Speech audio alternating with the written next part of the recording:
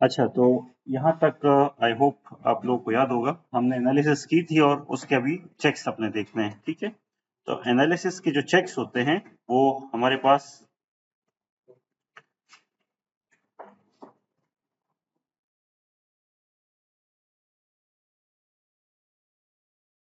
एक तो आपका लाइव लोड का चेक था जो L/240 का मैंने बताया था।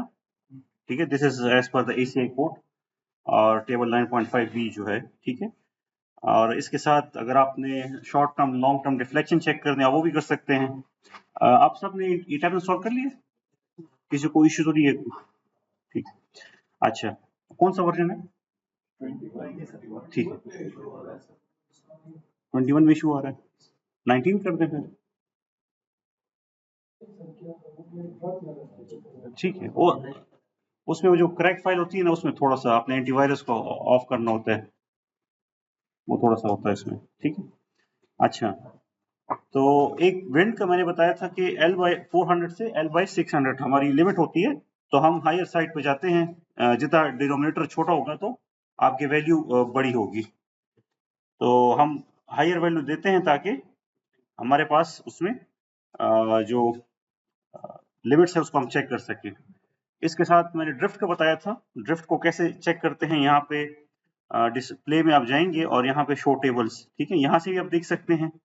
और आपके पास यहाँ पे लेफ्ट पे मॉडल एक्सप्लोरर पे टेबल्स का ऑप्शन होता है, तो यहाँ पे डिफरेंट चीजें होती हैं। यहाँ से आप जॉइंट डिस्प्लेसमेंट दे सकते हैं, ड्रिफ्ट देख सकते हैं, और एक यहाँ पे डिस्प्ले में स्टोरी रिस्पॉन्स प्लॉट्स, इससे भी आप against the required load, for example मैंने विंड का देखना है तो मैं यहाँ से विंड के कॉम्बिनेशंस को सेलेक्ट करूंगा।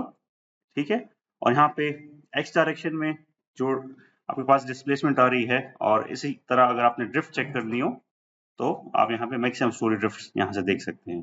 फिर इस टेबल को आप एक्सेल में एक्सपोर्ट भी कर सकते हैं, ठीक है, फॉर्मेट की शक्ल में। फिर यहाँ पे एक्सेल का जो बटन है, इसे आप क्लिक करेंगे तो ये आपकी एक्सेल में ये एक्सपोर्ट हो जाएगी, ये यहाँ पे शो भी हो रही है। ठीक है, इस तरह ये फाइल आपकी बन जाती है।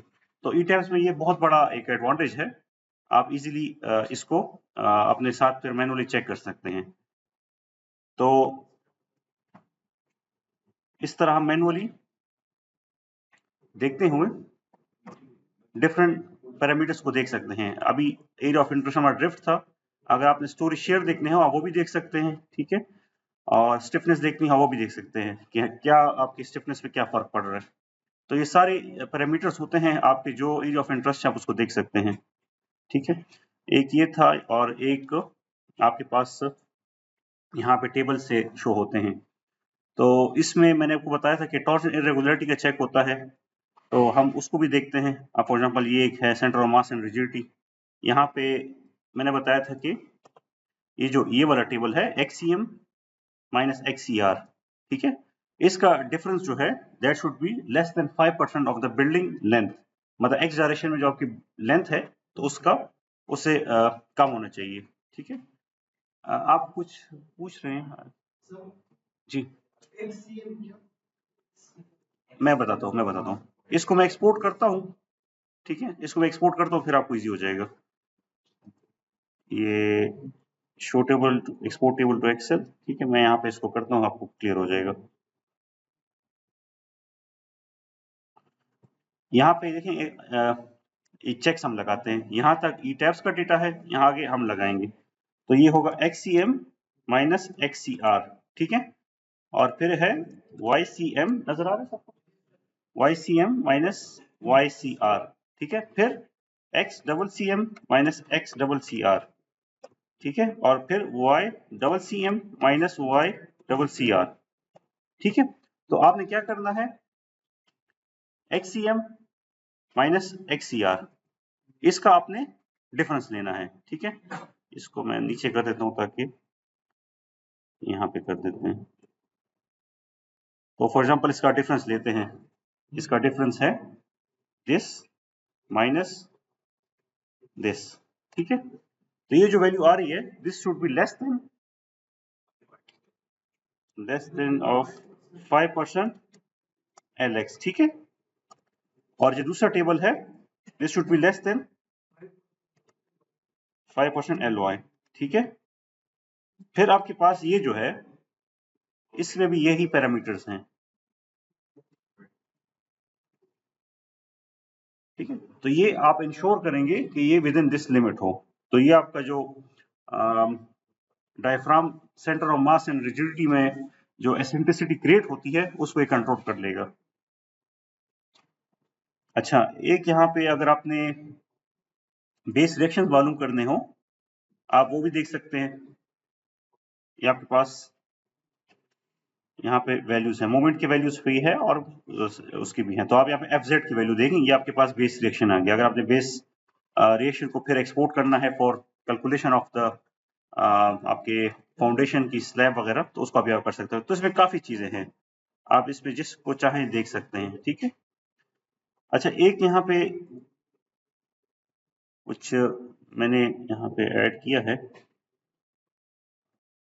ये फॉर एग्जांपल अगर आपने टाइम पीरियड मालूम करना है तो आप डिफॉर्म शेप में मोड में जाएंगे, ठीक है, जो मैंने कल बताया था आपको, तो आपको टाइम पीरियड मिल जाएगा। फिर आप जब सीस्मिक वेट आपने देखना है तो शो टेबल्स में लोड पैटर्न्स में जाएंगे और उसमें ऑटो सिस्मिक करेंगे, तो ये आपको सिस्मिक वेट दे देगा, ठीक है। और ये तब देता है जब आप मास सोर्स डिफाइन करते हैं, ठीक है। मास सोर्स कोई बता सकता है क्या है?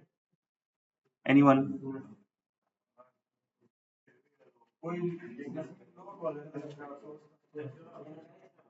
एक एक करके बताएं।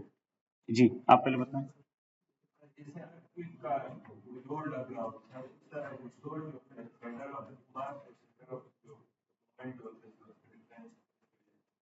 वो तो है, कल मैंने बहुत आपको सिंप्लीफाई करके बताया था, वो कोई बता सकता है किसी को याद हो तो? जी, आप बताएं। कलेक्टिव जो उनका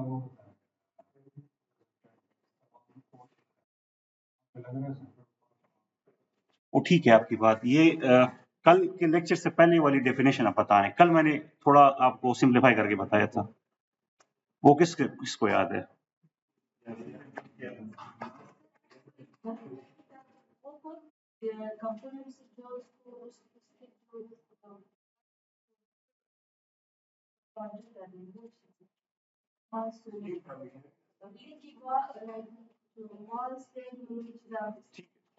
ठीक है, समवॉट आप करीब है, लेकिन एक्चुअल जो मैं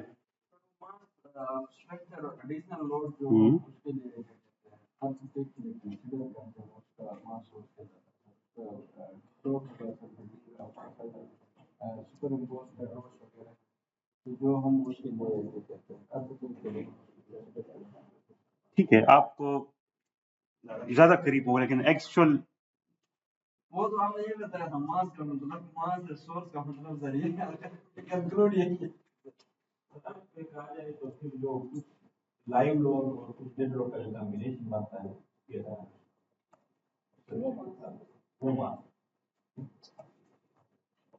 आप 90% पहुंच गए। कहने का मकसद नहीं, खैर खैर आप जितना सोचेंगे आपका माइंड काम करेगा। देखें, इसमें इस तरह है कि मैं दोबारा बता देता हूँ।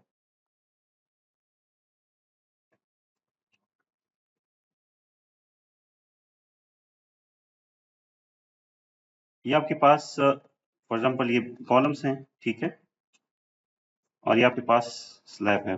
कहने को मतलब दिस इज अ बिल्डिंग, तो इस पे कुछ भी प्लेस नहीं है, ठीक है। जैसे हम लाइव लोड लगाते हैं, डेड लोड लगाते हैं, तो इसी तरह जब हम मास सोर्स में जाते हैं तो हम क्या कहते हैं कि हमारे पास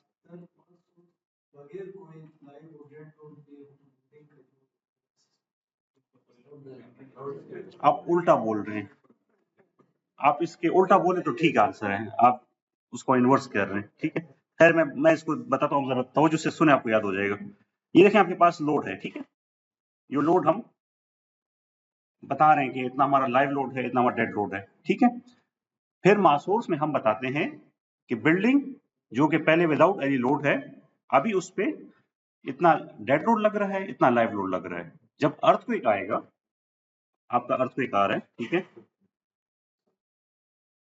अब फॉर एग्जांपल यहाँ पे अर्थक्वेक आता है, खुदा ना खास्ता, आप सब बैठे हैं, ठीक है। एक कंडीशन ये होती है कि यहाँ पे कोई नहीं बैठा, यहाँ पे 8 बजे कोई भी नहीं है, अभी 9 बजे सब बैठे हुए हैं। तो मास सोर्स ये कहता है कि हम सॉफ्टवेयर को कहते हैं कि जब अर्थक्वेक आएगा तो डेड लोड सब होगा, लाइव लोड 25% होगा। ठीक है, अब याद आया? तो दिस इज मास सोर्स। और अगर आप ये प्रॉपर्टी नहीं देते हैं तो आपकी जो एनालिसिस है वो विदाउट एनी लोड ले लेगा। फिर आप कहेंगे कि मेरी डिफॉर्म शेप क्यों नहीं बन रही। ठीक है, तो इसलिए मास सोर्स बहुत अहम होता है कि आप बताते हैं सॉफ्टवेयर को, क्योंकि जब अर्थक्वेक, आपने देखा होगा ना कल अर्थक्वेक में बिल्डिंग स्वे कर रही थी, वो क्यों कर रही थी? हमने उसको बताया था कि ये अर्थक्वेक लोड हम लगा रहे हैं। फिर कहाँ पे? नहीं, वाटर टैंक लाइव लोड वो आप दूसरी चीज बता रहे हैं।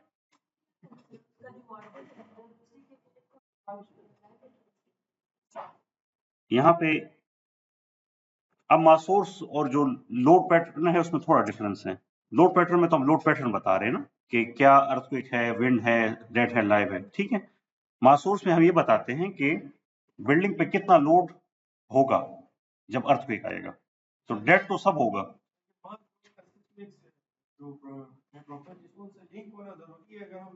डिजाइन ही नहीं करते बिल्डिंग, तो उस केस में ये जो होगा सर मास सोर्स, ये क्या होगा? जब आप सिस्मिक के लिए डिजाइन नहीं कर रहे ना, फिर आप मास सोर्स नहीं डिफाइन करेंगे, फिर ग्रेविटेशनल लोड्स होंगे। ठीक है, जब आप सिस्मिक के लिए कर रहे हैं फिर आपने मास सोर्स और डायफ्राम दोनों असाइन करने हैं। ठीक है, अच्छा, जो आपका क्वेश्चन है ना लाइव लोड का, आप फॉर एग्जांपल ये वाटर टैंक है, ठीक है, इसमें ये आपका वाटर लेवल है, ठीक है, इस तरह ये आप जो बात कर रही हैं कि लाइव लोड कितना हम लेंगे वाटर टैंक पे। ठीक है, एक तो इसका अपना वाटर का वेट है, ये वाटर का वेट है, ठीक है, ये सारा वाटर है। ठीक है, तो हम क्या करते हैं, इसका इफेक्ट कैसे लेते हैं? एक को हम कहते हैं कि इसका इफेक्ट वर्टिकली डाउनवर्ड लग रहा है, हमने जो अदर में डिफाइन किया था, जो इन टर्म्स ऑफ प्रेशर में डिफाइन किया था। और दूसरा हम कहते हैं कि ये लेटरल लग रहा है लोड आपका, ये ठीक है, वॉल्स पे लेटरल इफेक्ट आ रहा है और स्लैब पे ग्रेविटेशनल इफेक्ट आ रहा है। तो वो प्रॉपर्टी हमने दे दी है। ठीक है, ये पानी का अपना लोड है। दूसरा जो लाइव लोड की आप बात कर रहे हैं, तो वाटर टैंक आपने देखा होगा, उस पर लाइव लोड तो ऐसा नहीं होता। मतलब जैसे हम यहाँ पे बैठे हैं तो लाइव लोड सबका है, यहाँ पे हर किसी का अपना वेट है, वो that is acting as a live load. और live load with time vary होता है, कभी यहाँ पे ऑक्यूपेंसी 100% होगी, कभी नहीं होगी, कभी 20% होगी, कभी 30% होगी।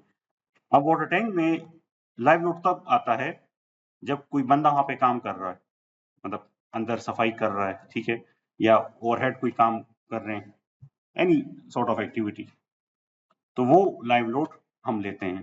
ठीक है, तो उसको मैंने कल बताया था कि हम थोड़ा सा लेते हैं क्योंकि एक्चुअल उसकी ऑक्यूपेंसी नहीं है। लेकिन अगर आपका वाटर टैंक ऐसी जगह पे है जिसके ऊपर for example underground water tank है जो कि जमीन के अंदर है, तो उस पे डेफिनेटली लोग ऑक्यूपेंसी ज्यादा हो सकता है उस पर कोई रूम बन रहा हो। अक्सर होता है ना ये हॉस्पिटल्स में, वाटर टैंक के ऊपर वो गार्ड रूम बना देते हैं इस तरह कुछ, तो वो फिर लाइव लोड डिफरेंट होगा। तो इस केस में क्योंकि ऑक्यूपेंसी नहीं है, हम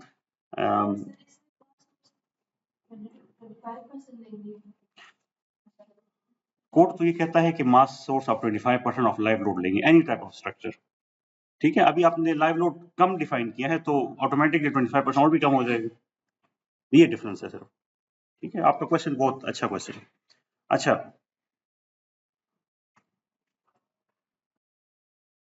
ठीक है, तो एक ये हो जाएगा। फिर आप यहाँ से diaphragm centre of mass displacement देखेंगे, इधर से आप ड्रिफ्ट की वैल्यू अपने लिमिट से फिर चेक करेंगे। ठीक है, तो ये हम प्रैक्टिकली इसके लिए एक्सेल शीट्स बनाते हैं और वो हमने ऑलरेडी उसमें चेक्स लगाए होते हैं, तो हमारा काम इजी हो जाता है। तो ये 4-5 किस्म के चेक्स आप लगाएंगे और ये जब सेटिस्फाई हो जाता है देन आप जाके आगे डिजाइन पे जाते हैं। ठीक है, तो आई होप एनालिसिस के चेक्स आप लोगों को आइडिया हो गया कि कौन कौन से लगते हैं। ठीक है, फिर प्रैक्टिस आप फिर इसको और कर सकते हैं। अभी हम डिजाइन में जाएंगे तो हमारे पास 3 तरह के डिजाइन है। एक फ्रेम एलिमेंट है, एक शेल एलिमेंट में वॉल्स हैं और एक शेल एलिमेंट में स्लैब है और फाउंडेशन है। तो पहले हम फ्रेम का करते हैं, जो मैंने आपको बिल्डिंग में भी कराया था, तो आपके वो स्टेप्स रिपीट हो जाएंगे। तो हम क्या करेंगे, सबसे पहले आपने ऑल सेलेक्ट करना है, ठीक है, और यहाँ पे डिजाइन, कंक्रीट फ्रेम डिजाइन, ठीक है, और यहाँ पे व्यू रिवाइज ओवरराइड्स, यहाँ पे आपने देखना है कि आपका स्वे कौन सा है। अगर आपने intermediate moment resisting frame design करनी हो तो फिर आपने यहाँ से स्वे इंटरमीडिएट करना है। जी दोबारा बताएं। अच्छा बताएं। अभी हम जा रहे हैं डिजाइन पे, ठीक है, इसको हम क्लियर करते हैं। डिजाइन पे जा रहे हैं तो आपने बिफोर डिजाइन ऑल पे क्लिक करना है, ठीक है, और डिजाइन के ऑप्शन में जाके कंक्रीट फ्रेम डिजाइन, ठीक है, स्टार्ट डिजाइन चेक नहीं करना, पहले आपने व्यू रिवाइज ओवरराइड्स इस पे क्लिक करना है, ठीक है। यहाँ पे बाय डिफॉल्ट आपको फ्रेमिंग टाइप में स्वे स्पेशल नजर आएगा। अगर आप जोन 4 के लिए कर रहे हैं तो देन इट्स ओके, लेकिन अगर आप किसी और जोन के लिए कर रहे हैं फिर आपको इसको चेंज करना पड़ेगा, वरना आप एज्यूम करेंगे कि मेरा डिजाइन इंटरमीडिएट मोमेंट फ्रेम है और वो स्पेशल मोमेंट फ्रेम होगा, तो आपके जो एजम्पशंस हैं वो सारी गलत हो जाएंगी। आपने वहां पे आर का जो फैक्टर था वो डिफरेंट लिया था और यहाँ पे वो डिजाइन डिफरेंट कर रहा है। तो ये जरूरी है कि आप यहाँ पे इसको पहले चेक करें, उसके बाद आप डिजाइन में प्रोसीड करें, ठीक है। बाकी ये जो कोड्स होते हैं ये बाय डिफॉल्ट यहाँ पे अगर आप देखें डिजाइन में कंक्रीट फ्रेम डिजाइन और व्यू रिवाइज प्रेफरेंसेस, तो ये सब जो बाय डिफॉल्ट कोड के लिए गए होते हैं। इसमें आपको मतलब अगर एक गो थ्रू करें तो ठीक है, अदरवाइज वो ठीक होते हैं क्योंकि हमने ऐसे कोड प्रॉपर्ली उसमें असाइन किया हुआ है और पीछे बैकअप में उसका प्रॉपर्ली कोड है, तो वो उसमें गलती के चांसेस कम होते हैं। लेकिन अगर आप चेंज करना चाहें आप चेंज कर सकते हैं। अगर आप चाहते हैं कि कोड में अपडेशन हुई है और सॉफ्टवेयर में अपडेट नहीं, तो आप इस पे मैनुअली अपडेट कर सकते हैं, अदरवाइज इसमें कुछ खास करने की जरूरत नहीं। क्या कहाँ पे, यहाँ पे ये कोड के हिसाब से ना, कोड के हिसाब से।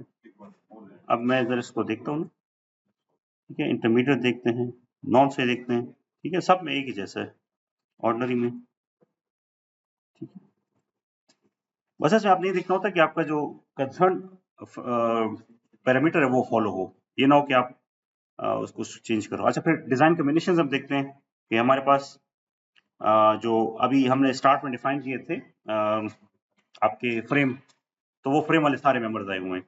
और सर्विस लोड कॉम्बिनेशन आपने डिफाइन किया था, तो उसको आप एरो की मदद से यहाँ पे पुश करेंगे तो यहाँ पे वो एड अप हो जाएगा। किसी को आपने रिमूव करना हो उसको क्लिक करके एरो को दबाएंगे तो पीछे चला जाएगा, ठीक है, वो आपके शामिल नहीं होगा। इस तरह आप इसको प्ले कर सकते हैं।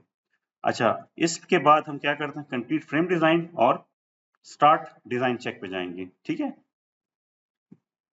थोड़ी देर में आपको ये डिजाइन करके दे देगा, ठीक है।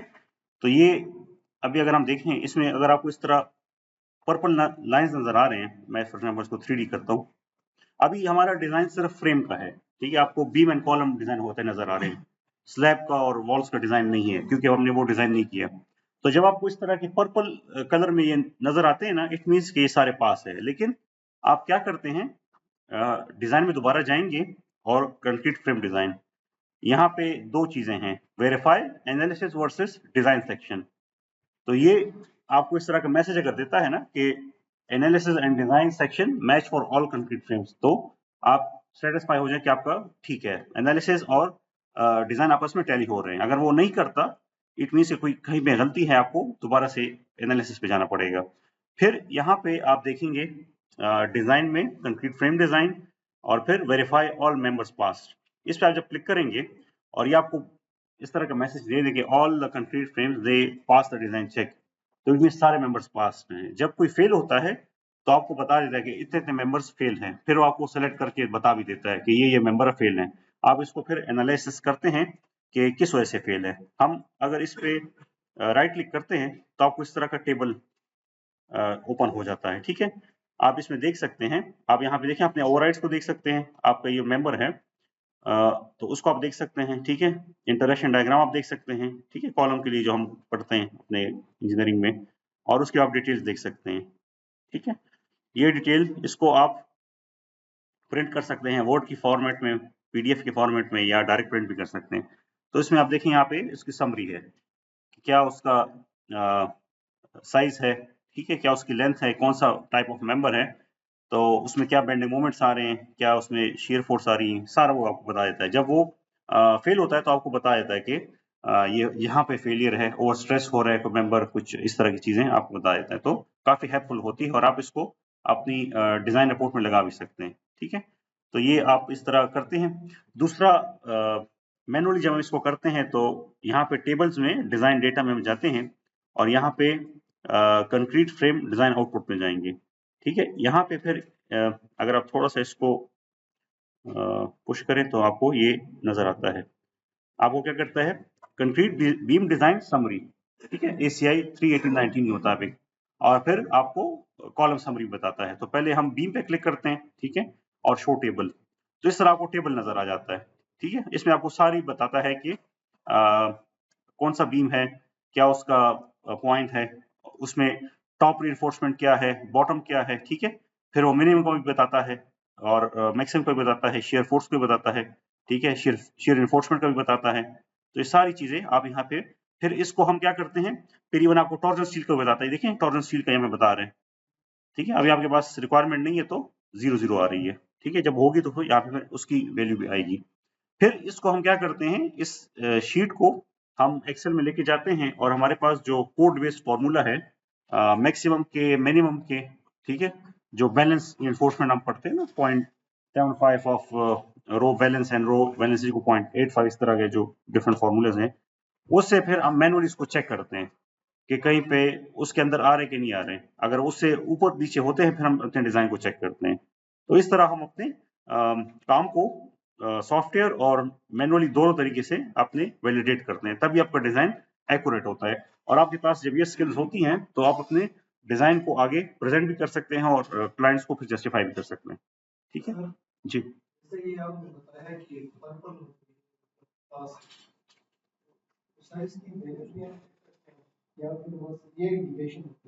नहीं, वैल्यूज है ना, ये देखें यहाँ पे आपको नजर आ रहा है 2.25, ये एरिया ऑफ स्टील आपको दे रहा है, ठीक है। आप जब राइट क्लिक करते हैं, राइट क्लिक मैं करता हूँ ना, जी जी, मैंने वही बताया आपको ना अभी।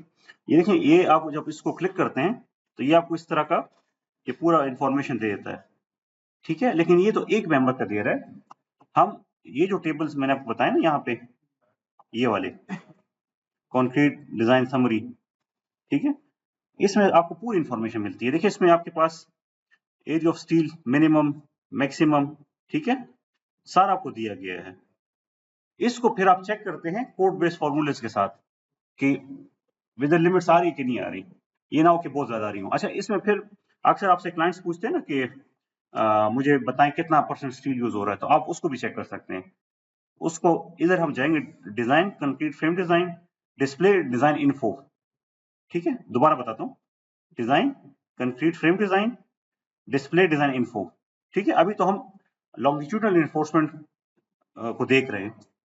इसमें अगर आप परसेंटेज लिखना चाहें, देखिए आपको परसेंटेज बता रहा है 1%, 1.7%, 0.7%, ठीक है। तो आप देख सकते हैं कि आपकी जो स्टील है वो कि ओवर डिजाइन तो आपने नहीं किया। अक्सर जब 2% से ज्यादा हो, 2.5 से, तो हम कहते हैं दिस इज नॉट, हाँ जी, हाँ जी, एरिया ऑफ स्टील को divide by cross section area तो आपको परसेंटेज दे देता है, ठीक।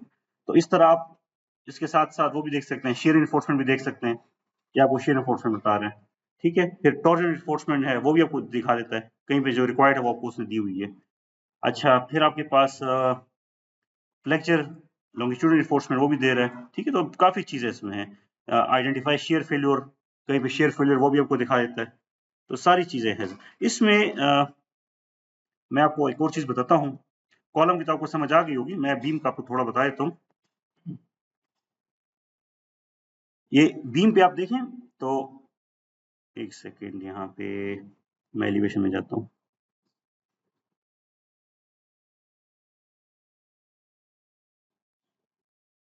ये अगर आप देखें ना बीम का, इसमें आपको 3 वैल्यूज नजर आ रही है, ठीक है। तो आप थोड़ा सा परेशान हो गए क्या हुआ। आपने देखा होगा जो स्टैंडर्ड हम कट ऑफ लेंथ पढ़ते हैं, तो बॉटम रिइंफोर्समेंट जो होती है पॉजिटिव, और एंड्स पे नेगेटिव, तो ये आपको वो बताता है कि एंड पे क्या रिफोर्समेंट रिक्वायर्ड है और सेंटर में क्या है।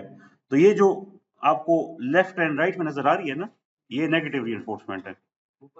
हाँ जी, ये जो लेफ्ट एंड राइट में है, ये दो वैल्यूज जो हैं, this is negative and this is positive, ठीक है। तो नीचे दिखाया वो क्या है, ये वही वैल्यूज है ना, मैं वो दिखाता हूँ। इसको राइट क्लिक करते हैं,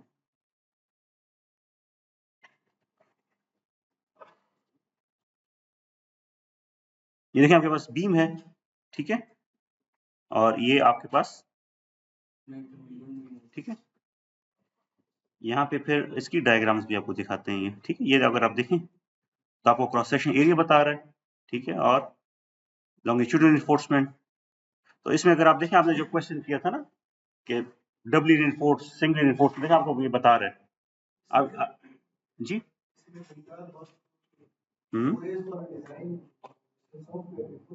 हाँ, नहीं ये तो सिर्फ आपको वो बता रहा है, जस्ट एक स्केच है, this is not number of bars, ठीक है। ये आपको ये बता रहा है कि this is Dabali reinforced.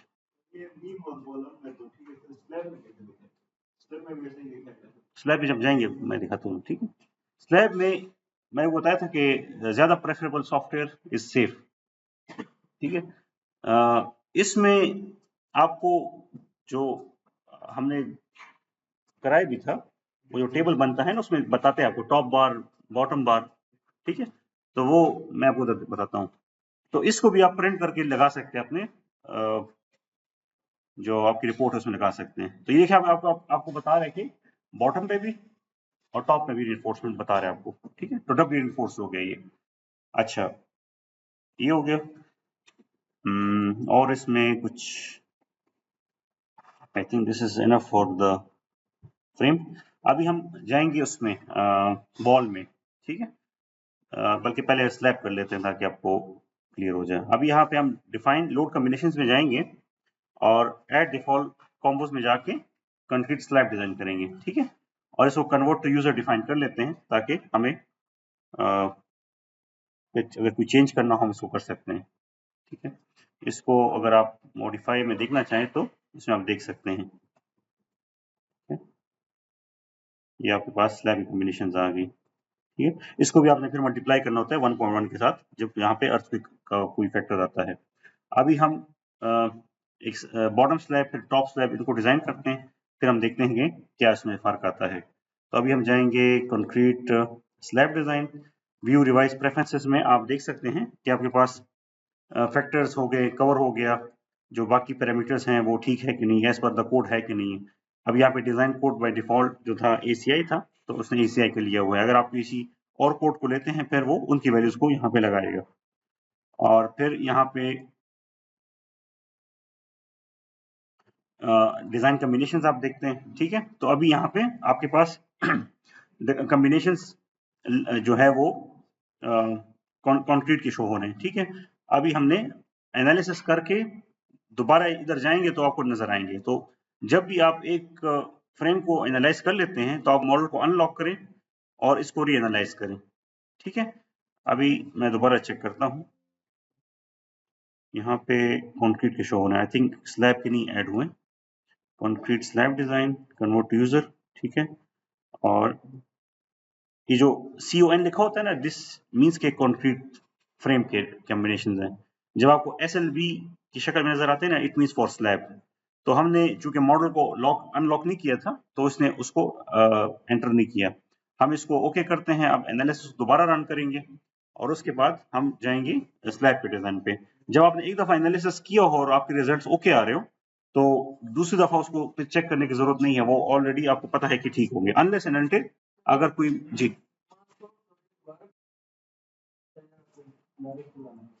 Mass source हम देख लेते हैं कि रिजल्ट्स क्या शो करता है। आइडियली तो आपको मास सोर्स और डायफ्राम चेक करना होता है, ठीक है।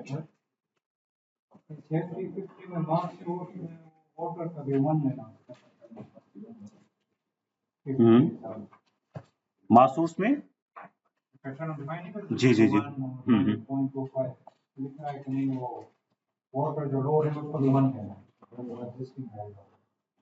वो अभी हम वॉल जब करेंगे उसमें हम लेंगे, अभी तो हम फ्रेम कर रहे हैं ना। अभी हमारे पास जो जो कॉम्बिनेशन हमने लिए हुए हैं ना, यहाँ पे हमने सिर्फ फ्रेम के लिए हुए हैं, ठीक है। जब आप ACI 318 के जो कॉम्बिनेशन है, ये वाले 350 के, सॉरी ये वाले, ये जब आप एंटर करोगे ना फिर आप लोगे। अभी तो हमने एंटर नहीं किया ना, अभी जो मैंने आपको करवाया है वो फ्रेम का करवाया है सिर्फ, ठीक है। इसको जब लोड कॉम्बिनेशन एंटर करेंगे फिर आप वो कॉम्बिनेशन लगाएंगे, ठीक है। अभी मैं सिर्फ फ्रेम का आपको कर लूं। अच्छा, तो यहाँ पे मास सोर्स को हम देख लेते हैं कि आपके पास अर्थक्वेक में डिस्प्लेसमेंट आ रही है कि नहीं आ रही। तो यहाँ पे अर्थक्वेक आपको डिस्प्लेसमेंट शो हो रही है, इट मींस कि है, लेकिन आइडियली आप इसको चेक किया करें, मास सोर्स एंड डायफ्राम एक दफा दोबारा चेक किया करें, अदरवाइज रूटीन में तो हो जाता है, लेकिन एक चेक करने में कोई हर्ज नहीं है। अभी हम जाएंगे डिजाइन में और यहाँ पे कंक्रीट स्लैब डिजाइन, ठीक है। पहले हम सेलेक्ट डिजाइन कॉम्बिनेशंस करेंगे। तो अभी देखें आपके पास ऑटोमेटिकली यहाँ पे आ गए कॉम्बिनेशंस, ठीक है। हमें दोबारा से पुश करने की जरूरत नहीं है कि हम उसको दोबारा से पुश करें। स्टार्ट में अगर आपने देखा तो नहीं आए थे, तो इसको हम ओके करते हैं और हम क्या करते हैं, डिजाइन कंक्रीट स्लैब डिजाइन और सेलेक्ट स्टोरी फोर्स डिजाइन, ठीक है। पहले हम बॉटम स्लैब को करते हैं, ठीक है। और यहाँ पे डिजाइन कंक्रीट स्लैब डिजाइन, ठीक है, स्टार्ट डिजाइन, ये आपको थोड़ी देर में डिजाइन करके दे देगा, ठीक है। अभी चूंकि वॉल हमने नहीं डिजाइन किया तो उसकी कोई वॉलीज आपके पास नहीं है। हम बॉर्डर प्ले में जाएंगे, इसको अप्लाई करेंगे तो आपको इस तरह की ये शेल नजर आने शुरू हो जाएगी, ठीक है। ये अगर आप देखिए, इसको थोड़ा जूम करता हूँ। अच्छा, ये अभी by default finite element analysis है। एक आपको मैंने स्ट्रिप मेथड बताया था कि आप इसमें इस तरह स्ट्रिप्स ड्रॉ करते हैं। ये अगर आपके पास स्लैब है तो उसमें आप क्या करते हैं, डिजाइन स्ट्रिप्स ड्रॉ करते हैं। डिजाइन स्ट्रिप इस तरह डिफरेंट एक्स डायरेक्शन में ऑटोमेटिक भी हो सकती है, और आप उसमें मैनुअली भी इस तरह ड्रॉ कर सकते हैं। तो आप जो स्ट्रिप्स डिफाइन करते हैं, ठीक है, तो वो आपको स्ट्रिप्स का मतलब ये होता है कि आपका जो एरिया ऑफ स्टील है वो इन जो आपने स्ट्रिप्स डिफाइन की इसके ऊपर जब आप मूव करते हैं आपको दिखाता है। तो इसका ये मतलब नहीं कि बाकी जगह पे एरिया ऑफ स्टील नहीं, हर जगह पे है, लेकिन आप उसको थोड़ा सा एरिया ऑफ इंटरेस्ट देखते हैं कि मुझे इस रेंज में दिखा दे, मुझे पता है कि ये जगह क्रिटिकल है तो मैं इसको देखना चाहता हूँ। फाइनाइट एलिमेंट मेथड में तो आपको पूरा इन द शेप ऑफ ये डिफरेंट फाइनाइट एलिमेंट्स दिखाता है ना। ये देखिए, आप इसको जब मूव करते हैं तो हर जगह आपको वैल्यूज दिखाता है। तो अगर आप चाहते हैं कि मुझे सिर्फ सेंटर में पता चले तो आप उसको फिर स्ट्रिप मेथड से कर सकते हैं, ठीक है। दोनों के रिजल्ट्स ऑलमोस्ट ठीक होते हैं। फाइनाइट एलिमेंट थोड़ा सा आपको ज्यादा शो करता है और स्ट्रिप का थोड़ा सा आपको कम होते हैं। इसमें आप जब लेफ्ट पे देखें तो आपको ये मैक्सिमम वैल्यूज बता रहा है, मैक्सिमम कितनी है और मिनिमम कितनी है, तो ये आपको एरिया ऑफ स्टील बता रहा है। इसमें अगर आप इस पे राइट क्लिक करते हैं, फॉर एग्जांपल यहाँ पे बल्कि मैं इधर जाता हूँ, ये आपको वो बता रही हैं, इसकी रेंजेस बता रही हैं, ठीक है। ये नीचे उसकी कलर बार शो कर रहा है कि क्या है। फिर उसका अगर आप देखें ना, वो यूनिट है e⁻⁻3, मतलब ये 0.00 वाली टर्म्स में है।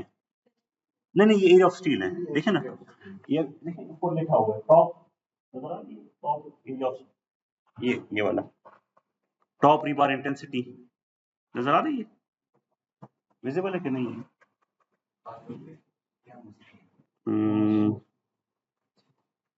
इसको कैसे देखें, क्यों नहीं हो रहा? अच्छा, ये ऊपर मैं पढ़ के बताता हूँ। ये आपके पास ऊपर जो लिखा हुआ है ना, ये लिखा हुआ है प्लान व्यू बॉटम स्लैब, ठीक है, उसकी एलिवेशन बताइए, slab finite element design top rebar intensity envelope, ठीक है, टॉप स्टील आपको बता रहा है।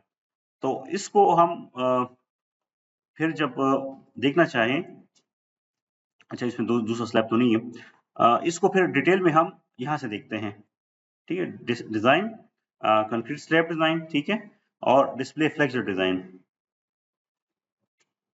ठीक है। तो इस तरह के टेबल आ गए। अभी देखें डायरेक्शन 1 टॉप रिबार, तो ये आपको डायरेक्शन 1, इसमें दो डायरेक्शंस होती हैं। ये अगर फॉर एग्जांपल हम 1 और 2 को एक्स एंड वाई की टर्म्स में बताएं तो इस तरह होती है। ये आपके पास एक 1 होता है, ठीक है, एक आपके पास 2 होता है। तो 1 का मतलब है कि इस डायरेक्शन में जो रिइंफोर्समेंट रिक्वायर्ड है, ठीक है, या एक्स डायरेक्शन में, और 2 का मतलब वाई डायरेक्शन में, दूसरी डायरेक्शन में आपकी रिइंफोर्समेंट इस तरह होती है ना। एक दूसरे के ऊपर इस तरह होती हैं। तो एक डायरेक्शन में मतलब ये वन डायरेक्शन में शो हो रहा है and this is two direction, तो इसमें टॉप बार भी आ जाती हैं और बॉटम बार भी आ जाती हैं। तो ये आपको इन टर्म्स ऑफ वो बताता है। जो आपने क्वेश्चन किया था ना कि सिंगल या लेयर में या टू लेयर में, तो आपको यहाँ से पता चल जाता है। अगर आपको इंटेंसिटी ऊपर 0 शो हो रही है, इट मीन्स कि टॉप रिइंफोर्समेंट नहीं रिक्वायर्ड है। तो अभी यहाँ पे डायरेक्शन 1 टॉप रिबार है, मैंने इसको अप्लाई किया तो ऑलरेडी बाय डिफॉल्ट यहाँ पे है, तो आपको ये उसकी इंटेंसिटी बता रहा है कि मैक्सिमम कितनी है। यहाँ पे अगर आप देखें, यहाँ पे मैक्सिमम रिइंफोर्समेंट बता रहा है और मिनिमम बता रहा है, ठीक है। फिर इसको मैं अगर डायरेक्शन 1 बॉटम करता हूँ, तो यहाँ पे इसमें आप देखें तो ये आपको बॉटम रिइंफोर्समेंट बता रहा है, ठीक है। फिर आपको दूसरी डायरेक्शन में, ठीक है, अभी ये डायरेक्शन दूसरी हो गई है इन द वाई डायरेक्शन, ठीक है। तो वहां पे ये आपको बता रहा है कि टॉप में कितनी रिक्वायर्ड है और बॉटम में कितनी रिक्वायर्ड है, ठीक है। इसको आप अप्लाई करते हैं, देखते हैं, तो आपको ये इंटेंसिटी बता देता है ये जी।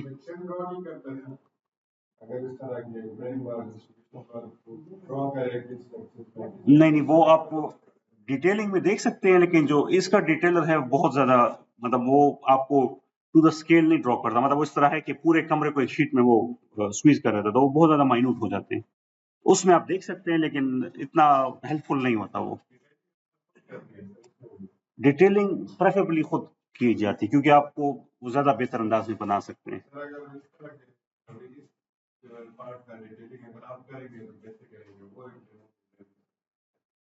वो मेरे पास एक्सेल शीट यहाँ पे मैं देखता हूँ, अगर है तो मैं दिखा देता हूँ। सेकंड, अब ये देखें, ये आपके पास रिइंफोर्समेंट है, ठीक है, रिक्वायर्ड रिइंफोर्समेंट। इसमें आपको टॉप बार बॉटम बार यहाँ पे शो हो गई है, ठीक है। फिर आपने डिटेल इसको ऐसे करना है कि आप इससे फॉर एग्जांपल यहाँ पे एक्सपोर्ट का ऑप्शन है, ठीक है, DXF DWG फाइल, इसमें आप इसको एक्सपोर्ट करते हैं, ठीक है। आपको जो प्लान है ना, ये सारा एक्सपोर्ट हो जाता है वहां पे, ठीक है। मैं इसको ट्राई भी करता हूँ, अगर यहाँ पे ऑटोकैड मेरे पास इंस्टॉल हुआ तो यहाँ पे कॉलम लेआउट कर देते हैं, ठीक है। चलो इसको करते हैं जनरेट और इसको देखते हैं कहाँ पे सेव हुआ है। यहाँ पे डी में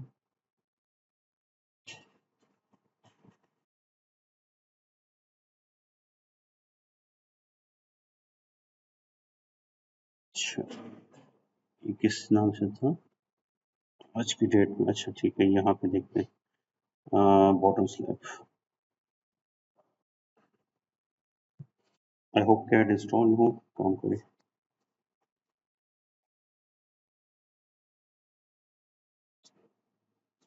डिटेलिंग जो है ना, ये आपका 40-50% एफर्ट ये होती है, मतलब जितना हमने काम किया ना, दिस इज ओनली 40% या 50%। 50% काम डिटेलिंग है, ठीक है, थोड़ा सा लिबोरियस काम है वो।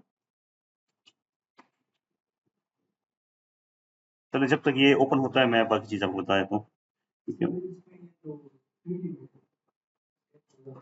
जी जी, 3D में, 2D में एलिवेशन, ये वाला। अच्छा, ये आपके पास ये बेसिकली कंटोर्स की शक्ल में आपको एरिया ऑफ स्टील बता रहा है, उसकी इंटेंसिटी बता रहा है, ठीक है। तो ये अगर आप देखें, ये 1.4 e⁻³ मतलब ये 0.0014, ये जो पर्पल कलर है ये बता रहा है कि यहाँ पे एरिया ऑफ स्टील है 0.0014 इंच स्क्वायर, ठीक है। फिर ये जो ब्लू है 20.2, यहाँ पे ये जो बीच में जस्ट लाइक वाटर शेड आपको नजर आ रहा है, तो यहाँ पे इंटेंसिटी है 0.002। पॉइंट क्या बनती है, एक सेकेंड, ये अगर हम देखना 20 एक्सपोनेंट -3, नहीं ये तो एक्सपोनेंट नहीं है, तो -0.2 हो गया, ठीक है। तो 0.2 अगर आप नंबर 4 बार का एरिया ऑफ स्टील देखें तो क्या होता है 0.2, ठीक है।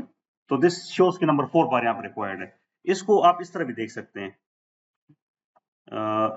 डिस्प्ले ये जो एक्सेल शीट मैं आपको दिखा रहा हूँ ना, ये वाली, यहाँ पे ये वाली, देखिए इसमें हमने वो वैल्यू, फॉर एग्जांपल हमने वो वैल्यू उठाई है, आप अज्यूम करके उसकी वैल्यू है 0.052, ठीक है, और इसको हम अगर बार्स की शक्ल में देखेंगे तो आपको नंबर ऑफ बार्स रिक्वायर्ड कितने हैं और उसकी स्पेसिंग है वो आपको बता देता है। ये हम वो जो एरिया ऑफ स्टील का फॉर्मूला लगाते हैं, A S required by provided, ठीक है, आपको नंबर ऑफ बार्स और फिर उसकी स्पेसिंग मल्टीप्लाई बाय 12 करते हैं, वो फॉर्मूले हैं यहाँ पे सारे। तो आप वहां से, मैंने आपको इसलिए बताया एक्सेल शीट हम इसलिए यूज करते हैं कि हमें काम आसान कर देता है। तो वहां से हम मैक्सिमम वैल्यू उठाते हैं और यहाँ पे लगा देते हैं, ठीक है, फिर हमें वो बता देता है कि कौन सा रीइंफोर्समेंट रिक्वायर्ड है और फिर आपको नंबर ऑफ बार्स पता चल जाती है, ठीक है। तो फिर हम उसको ये जो फॉर्मूलेस हैं, ए से 350, ये तो खैर उसके हैं, ए से 350 के हैं, लेकिन अगर आपके पास दूसरा कोड हो आप उसके भी देख सकते हैं। तो इससे हम मिनिमम मैक्सिमम दोनों देख सकते हैं, ठीक है। तो ये इस तरह आप करते हैं। तो यहाँ पे अगर फॉर्मूला कहीं भी लिखा हो मैं वो दिखाए तो फुल क्लियर हो जाएगा। अब फॉर एग्जाम्पल ये है, ठीक है, अगर आप बेंडिंग मोमेंट उठाते हैं और एरिया ऑफ स्टील निकालना चाहते हैं, फॉर्मूला से गिवन है, यहाँ से आप मैनुअली भी इसको मोमेंट्स की शक्ल से भी कर सकते हैं। अगर आप कहते हैं कि मैं एरिया ऑफ स्टील मुझे नहीं चाहिए, मैं बेंडिंग मोमेंट वैल्यूज उठा के अपनी चेक करूं, तो आप उसको भी कर सकते हैं, ठीक है। तो सारे तरीके आप कर सकते हैं। और इसमें क्या है, अच्छा, ऑटोकैड ओपन करते हैं। ये फॉर एग्जांपल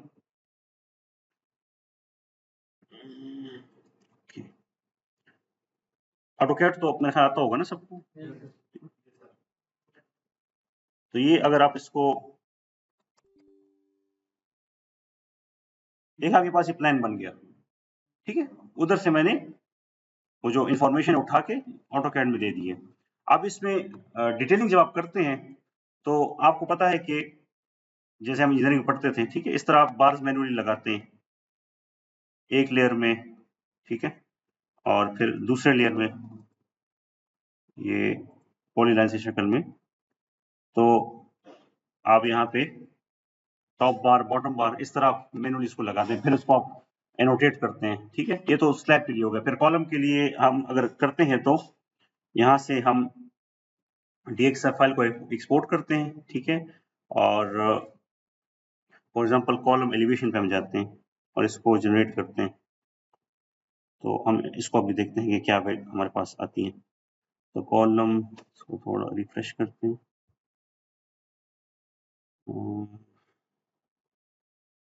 जनरेट,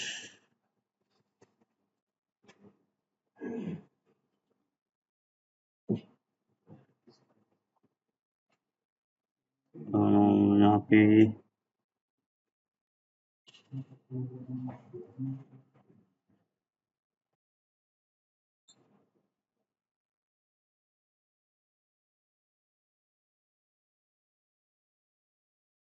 यहाँ पे ड्रॉ नहीं किया, असल में कॉलम शायद हमने वो डिजाइन वो कर दिया ना, कैंसिल कर दिया, अभी सब स्लैब पे नजर आ रहा है इसलिए वो नजर नहीं आ रहा जी।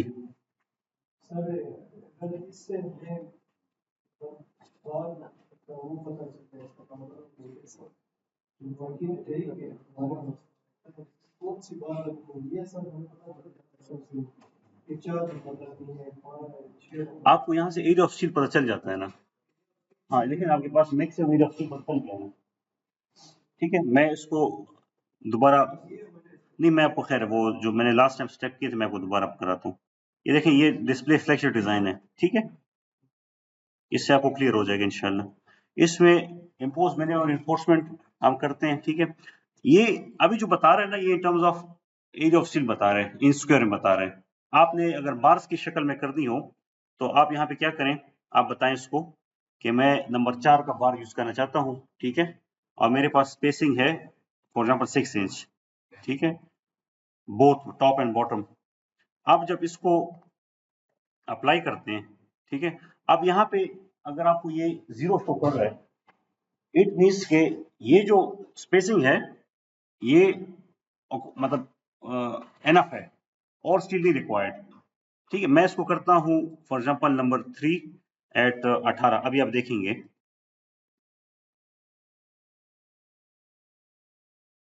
ठीक है, अभी आप देखें मुझे कुछ ना कुछ एरिया ऑफ स्टील दिखा रहा है, इट मीन्स के एडिशन मुझे इतना रिक्वायर्ड है।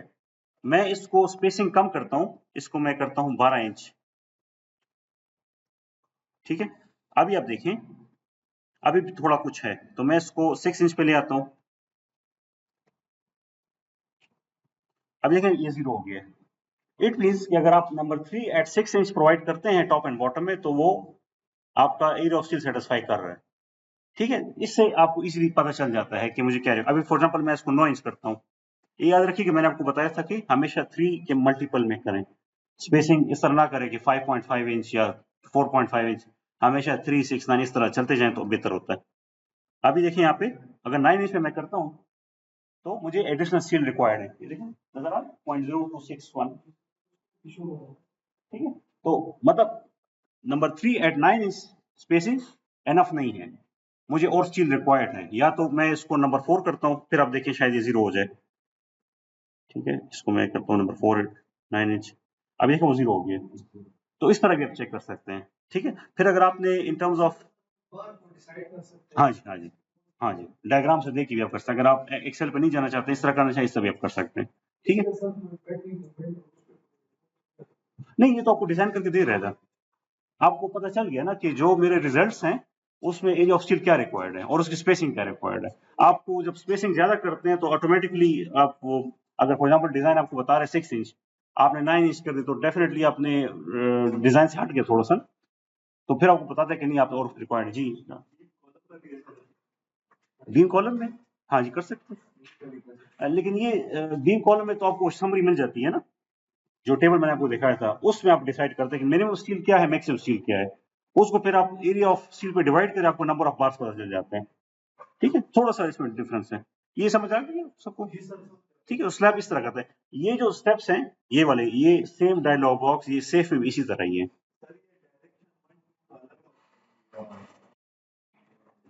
बेहतर ये है कि अलग अलग करें ना, आपको पता चल जाता है ना, वन डायरेक्शन में बॉटम कितनी रिक्वायर्ड है, टॉप कितनी रिक्वायर्ड है, फिर 2 डायरेक्शन में आप डिटेलिंग इजीली कर सकते हैं। ठीक है, आपको समझ आ गई वो डिटेलिंग की कैसे हम करते हैं। मतलब अभी वो कॉलम डिजाइन नहीं हुआ, लेकिन इसको दोबारा आप करेंगे तो आपको क्लियर हो जाएगा। आप इस तरह जो आपकी वो होती है ना ड्राइंग शीट्स, आप कैड में एक्सपोर्ट करते हैं, उसमें फिर आप काम करते हैं। ठीक है, अभी स्लैब का चूंकि हमने डिजाइन किया था तो वो हमें ये दे देता है। फिर कॉलम्स में आप मैनुअली इसको आपको इस तरह दे देता है, सेक्शन दे देता है। ठीक है, फिर आप उसमें आप लगा सकते हैं। और जो CSI डिटेलर है तो वो उसमें आपको बाकायदा वो दे देता है, एरिया ऑफ स्टील दिखा देता है प्लेस हुई हुई हो उसमें। CSI डिटेलर का जो एडवांटेज है वो लिफ्ट्स में अच्छा खासा है, वो आपको इस तरह बाकायदा वॉल बना के दे देता है, इस तरह आपको वॉल बना के दे देता है। ठीक है, और उसमें जहां जहां पे रिइंफोर्समेंट लगी हुई है वो भी आपको दे देता है। ठीक है, आपको इस तरह ड्रॉ करके दे देता है टॉप में बॉटम में। ठीक है, तो उससे आप अच्छा खासा हेल्प ले, उसको जब आप कैड में पर एक्सपोर्ट करते हैं आप फिर उसको एडिट कर सकते हैं, जूम इन जूम आउट करके डिफरेंट ऑप्शन जो हम कैड यूज करते हैं उससे आप कर सकते हैं। तो ये आपस में इसकी इंटरकनेक्टिविटी है, लेकिन डिटेलिंग थोड़ा सा लेबोरियस काम है। प्रैक्टिकली इसके लिए हम फिर डिफरेंट ड्राफ्टमैन्स होते हैं उनको हायर करते हैं, और उनके पास बिल्ड एंड टेम्पलेट्स होते हैं, पहले से उन्होंने बनाए होते हैं ना, क्योंकि बिल्डिंग्स तो अगर रेगुलर शेप है तो ऑलमोस्ट सेम ही डायमेंशंस की होती है, उसे फिर प्लस माइनस करके वो एडजस्ट करते हैं, और उसमें फिर सेक्शंस भी बने होते हैं, उसमें फिर एरिया ऑफ स्टील वगैरह एडजस्ट करते हैं तो वो ड्राइंग जल्दी बन जाती है। ठीक है, उससे सिंपल काम अगर आप करना चाहें तो आपको फिर रिवेट में जाना पड़ेगा। रिवेट में फिर आपको मतलब प्रॉपर उसमें बार्स वगैरह सारा दिखाते हैं, तो उसके लिए आपको रिवेट सीखना पड़ेगा।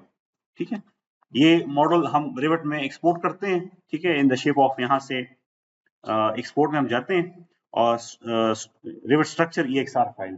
ठीक है, यहाँ वहां पे ये मॉडल आपका विद लोड एक्सपोर्ट हो जाता है, फिर उसमें आप डिटेलिंग वगैरह कर सकते हैं और उसकी बड़ी अच्छी ड्राइंग शीट्स बन जाती हैं। तो वो थोड़ा सा एडवांस लेवल है, कैड जो है वो थोड़ा सा पुराना लेवल है। तो रिविट में आप बहुत अच्छी उसको 3D बना सकते हैं। आपने जो देखे होंगे ना ड्राइंग्स वगैरह होते हैं, तो उसमें ये टूल यूज होता है, तो वो आपके काम को ईजी कर देता है। ठीक है, ऑटो कैड से जब आप करते हैं तो उसको आपको थोड़ा सा टाइम लगता है उसमें। अच्छा, स्लैब में एक तो ये हो गया, दूसरा आपके पास नहीं इसमें और चेक्स भी है ना, पंचिंग चेक है। ठीक है, पंचिंग चेक का मैंने आपको बताया था, क्या वैल्यू होनी चाहिए पंचिंग को सेटिस्फाई करने के लिए, क्या वैल्यू चाहिए, किसी को याद है? एनीवन? पंचिंग शेयर जी, हाँ जी 1 से कम होनी चाहिए, ठीक है। तो जब ये 1 से कम होती है, अब फॉर एग्जाम्पल मैं इस पर क्लिक करता हूँ, यहाँ पे मुझे आई थिंक शो हो जानी चाहिए,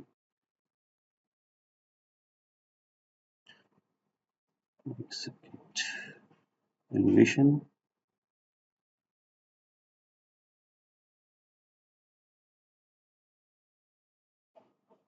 थ्री डी में देखते हैं, यहाँ पे डिस्प्ले डिजाइन में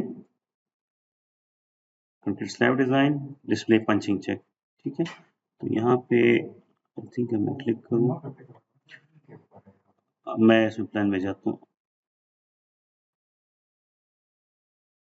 असल में नॉट कैलकुलेटेड है तो वो शो नहीं कर रहा, अदरवाइज दिखा देता है ये, चलो वो भी उनके ऊपर शायद वजह होगी, ये अदरवाइज शिकायत दिखा देता है, मैंने आपको शायद लास्ट टाइम दिखाया भी था, फुटिंग में हम देख लेते हैं, अगर उसमें आता है तो मैं उसमें दिखा देता हूँ। तो पंचिंग चेक आप देखते हैं जहाँ पे वो उसको फेल नहीं होनी चाहिए, डिजाइन डेटा से भी आप देख सकते हैं, यहाँ से भी आप यहाँ पे कहीं पे है, मैं देख लेता हूँ, यहाँ पे कहीं पे होगा। अच्छा, इसमें एक और चेक है आपके पास, क्रैक विड्थ भी आप देख सकते हैं, ठीक है। और फुटिंग के लिए फिर हम वो देखते हैं आपके पास जो एरिया प्रेशर उसको भी हम देखते हैं। तो ये 3-4 चेक्स आप लगाते हैं, अगर वो सेटिस्फाई होते हैं तो फिर आप उसको कर सकते हैं। अच्छा, अभी इसमें हम टॉप स्लैब डिजाइन करते हैं और उसको डिजाइन में जाएंगे, कंक्रीट स्लैब डिजाइन, ठीक है, और स्टार्ट डिजाइन। तो अभी टॉप स्लैब हमें जी हाँ कर सकते हैं, सब कुछ कर सकते हैं, ठीक है। मैं आपको अलग लिस्ट करूँ ताकि आपको थोड़ा आइडिया हो जाए ना, आप इकट्ठे भी करते हैं, पूरी बिल्डिंग भी कर सकते हैं इकट्ठी, ठीक है। तो यहाँ पे अच्छा, इसमें फिर वो एनालिसिस करके करना पड़ेगा, वो शायद इस ऑटोमेटिक नहीं लेगा। तो ये आपका स्लैब का हो गया। अभी कुछ इसमें चेक्स हैं और वो करते हैं। इसमें कोई क्वेश्चन किसी का है तो बताएं काइंडली, कुछ चीज़ ना समझ आई हो, एनीवन? ठीक है, फुटिंग के लिए अगर आपके पास ये आप याद रखें कि मैंने आपको बताया था कि एक एरिया एलिमेंट होते हैं, ठीक है, एक लाइन एलिमेंट होते हैं। तो आपके पास जब आप रफ फुटिंग मॉडल करते हैं ना ई टैब्स में, तो इसमें जो असाइनमेंट आप करेंगे बेयरिंग कैपेसिटी की, वो in the shape of area होगा, ठीक है। और जो दूसरा है आपके पास पाइल है, तो उसके लिए लाइन असाइनमेंट होती है। मैंने इस तरह की लगाई थी शीट, मैं दिखा देता हूँ आपको।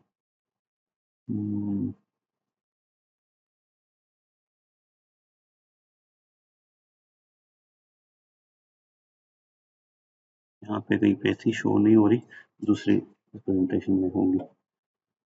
यहाँ पे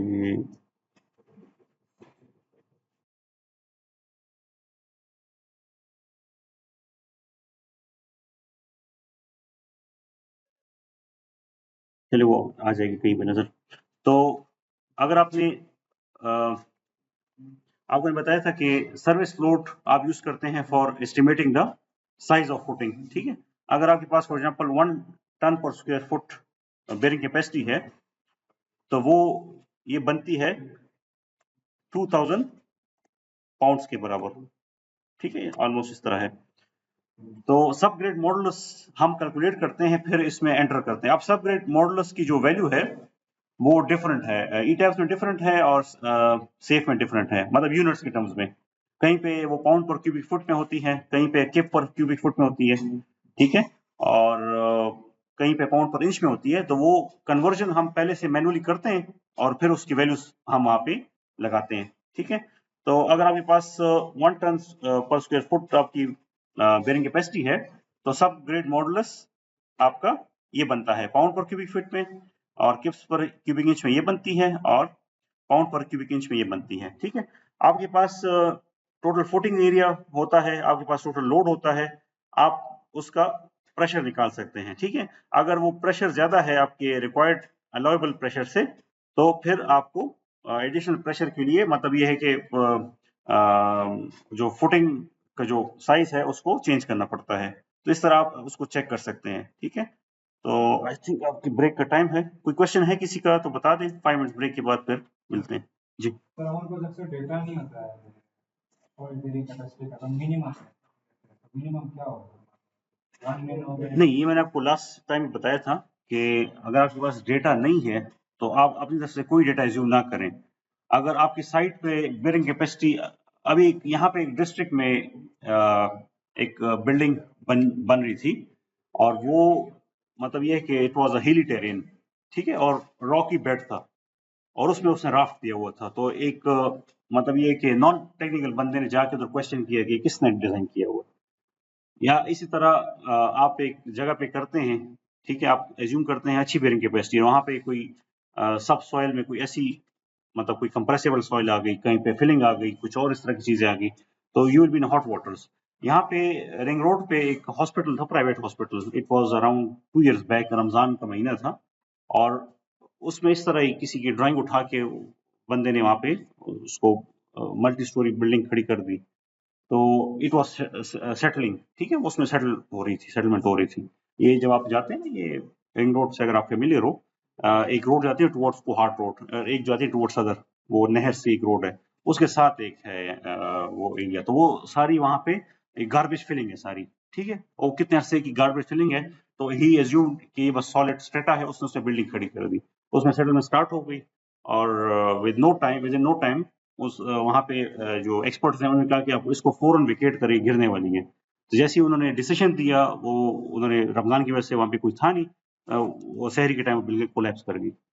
तो इसलिए आपको प्रॉब्लम क्रिएट हो सकती है। तो हमेशा याद रखें कि डेटा आपके पास होना चाहिए। अगर आपके पास बेयरिंग कैपेसिटी नहीं है, बेयरिंग कैपेसिटी अगर कॉन्ट्रैक्टर से आप कहेंगे तो इट हार्डली 50-60 हजार रुपए का टेस्ट है, ठीक है। तो अगर वो ये भी अफोर्ड नहीं कर सकता, he would not do construction, ठीक है। तो वो जरूरी है, ठीक है। नहीं है तो उस वेसिनिटी में 3-4-5 बिल्डिंग्स छोड़ के कोई डेटा के पास होगा वो उठा लें, लेकिन इस तरह एज्यूम ना करें, आप प्रॉब्लम क्रिएट कर देंगे अपने लिए, ठीक है, क्योंकि अल्टीमेटली आप डिजाइनर है, आपसे पूछा जाएगा।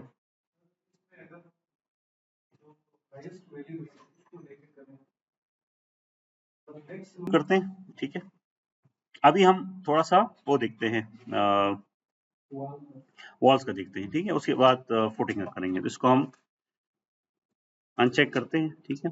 अच्छा, अभी वॉल्स के केस में हम यहाँ पे इसके कॉम्बिनेशंस हैं, ये आपने मैनुअली एंटर करने होंगे, क्योंकि ACI 350 बाय डिफॉल्ट आपको सॉफ्टवेयर में नहीं मिलेगा। तो उसके लिए आपने फिर यहाँ पे डिफाइन लोड कॉम्बिनेशंस में आपने ऐड न्यू कॉम्बो करना होगा, ठीक है, और यहाँ पे सारे कॉम्बिनेशन ऐड करने होंगे। ये 18 कॉम्बिनेशंस हैं।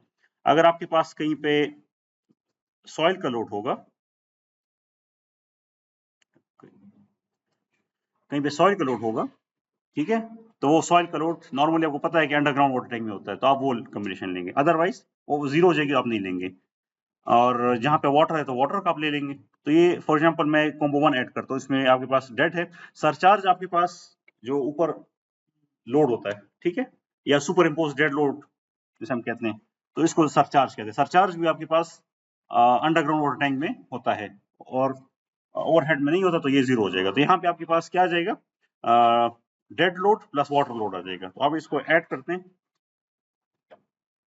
ये आपके पास डेड लोड आ गया, ठीक है, और आपके पास फिर यहाँ पे फिनिशेस का लोड आ जाएगा, ठीक है, और क्या है यहाँ पे, और नहीं है, हाँ जी, ये 1 कर देंगे। अब यहाँ पे वाटर का आ जाएगा, 1.4 है यहाँ पे, है ना, सारे कॉम्बिनेशन है ना। अभी तो हम एक का देख रहे हैं, वाटर का कहाँ गया, ये सर लेटर अच्छा ये यहाँ पे, ठीक है, ठीक है, ये आपके पास एक कॉम्बिनेशन आ गई। अच्छा, फिर इसमें अब 18 कॉम्बिनेशंस, इट्स टाइम टेकिंग, तो मैं सारा नहीं कर पाऊंगा, मैं एक दो आपको करता हूँ कि आपको थोड़ा सा आइडिया हो जाए। चलिए ये 18 देखते हैं। इसमें आपके पास डेड है, अर्थक्वेक है, और वाटर है, ठीक है। तो डेड आपके पास 0.9 है, इसको देखते हैं। डेड आपके पास अच्छा, इसमें अब चूंकि मैनुअल आप ऐड कर रहे हैं, ठीक है, तो इसमें आपको 1.1 से मल्टीप्लाई करने की जरूरत नहीं है, ठीक है। इसको हम कर देते हैं कॉम्बो 18। वो जब आप डिफॉल्ट यूज करते हैं ना, तब आप उसमें फिर ये करते हैं, ठीक है। इसको कर देते हैं फिनिशेस। पहले वाला मैंडेट के साथ 1.1 नहीं किया। अच्छा अच्छा, इसको करते हैं, ठीक करते हैं इसको 0.9, ठीक है। इसमें आपके पास वाटर का है, lateral water pressure, vertical water pressure, ठीक है। और ये कितना है इसका, 1.7, ठीक है, 1.7। जी जी जी जी, वाटर आ गया ना।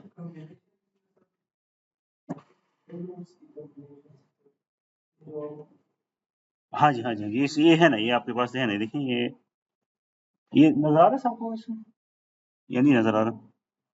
मैं एक सेकंड एक्सेल में दिखाता हूँ, शायद उसमें नजर आ जाए।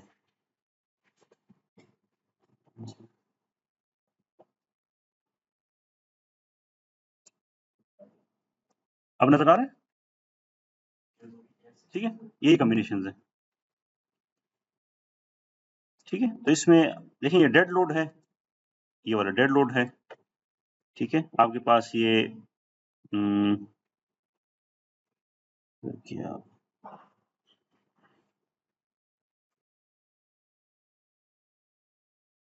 अब इसमें आपके पास देखिए लाइव नहीं है, क्यों नहीं है कि वाटर टैंक में तो कोई लाइव लोड नहीं होता ना, तो उसको हमने आपके पास वाटर से रिप्लेस कर दिया है। और ऊपर जो अगर कोई लोड आ रहा है उसको हम सरचार्ज ले रहे हैं, ठीक है। तो सरचार्ज में अगर आपके पास ऊपर कोई, नॉर्मली तो लाइव लोड नहीं होता, लेकिन अगर आपकी ऑक्यूपेंसी ऐसी है कि उस पर आपने कोई कमरा बनाया हुआ है, कोई बंदा यूज कर, फिर आप वो ऐड करेंगे उसमें, ठीक है। जितना आप फैक्टर डेड का ले रहे हैं उतना आप लाइव पर लेंगे, अदरवाइज उसमें जरूरत नहीं है। तो ये कॉम्बिनेशन है सारी, ये मैंने उसी को वहां पे पेस्ट किया हुआ है, ठीक है। ये आपको जब वो मिलेगी, पीडीएफ मिलेगी, तो उसमें आपको क्लियर होगा। तो इसको कर देते हैं 0.9, 0.9, 1.7, और आपके पास है earthquake y का 1.43 माइनस 1.43, तो earthquake का हो जाएगा माइनस y, ये हो जाएगा माइनस 1.43, ठीक है। तो इस तरह आप ये कॉम्बिनेशन ऐड कर सकते हैं। जो दूसरी कॉम्बिनेशन थी, इसको मॉडिफाई करते हैं, उसको 1.4 से मल्टीप्लाई कर देते हैं, ठीक है। ये जो कॉम्बिनेशन है आपके पास, सॉरी, इसमें आपके अर्थक्वेक वाई का बता रहे हैं 1.43 माइनस 1.43 यहाँ पे, ठीक है। मैं इसको शीट में दिखा देता हूँ, ये आपके पास ये, ठीक है, ये आपके पास ये वाली, ठीक है। तो इस तरह आप इसको सारा ऐड करते जाएंगे, ठीक है। अभी टाइम की वजह से हम सारा नहीं कर सकते, तो मैं आपको बेसिक करा, लेकिन थीम वही है, ठीक है। आप इसको इस तरह करें, तो हमारे पास जो रिजल्ट्स आएंगे वो भी मतलब एक्यूरेट नहीं हो, क्योंकि सारी कॉम्बिनेशन में ऐड नहीं, लेकिन आपको सिर्फ आइडिया हो जाएगा कि कैसे होता है, ठीक है। इसको पहले आप एनालाइज करते हैं।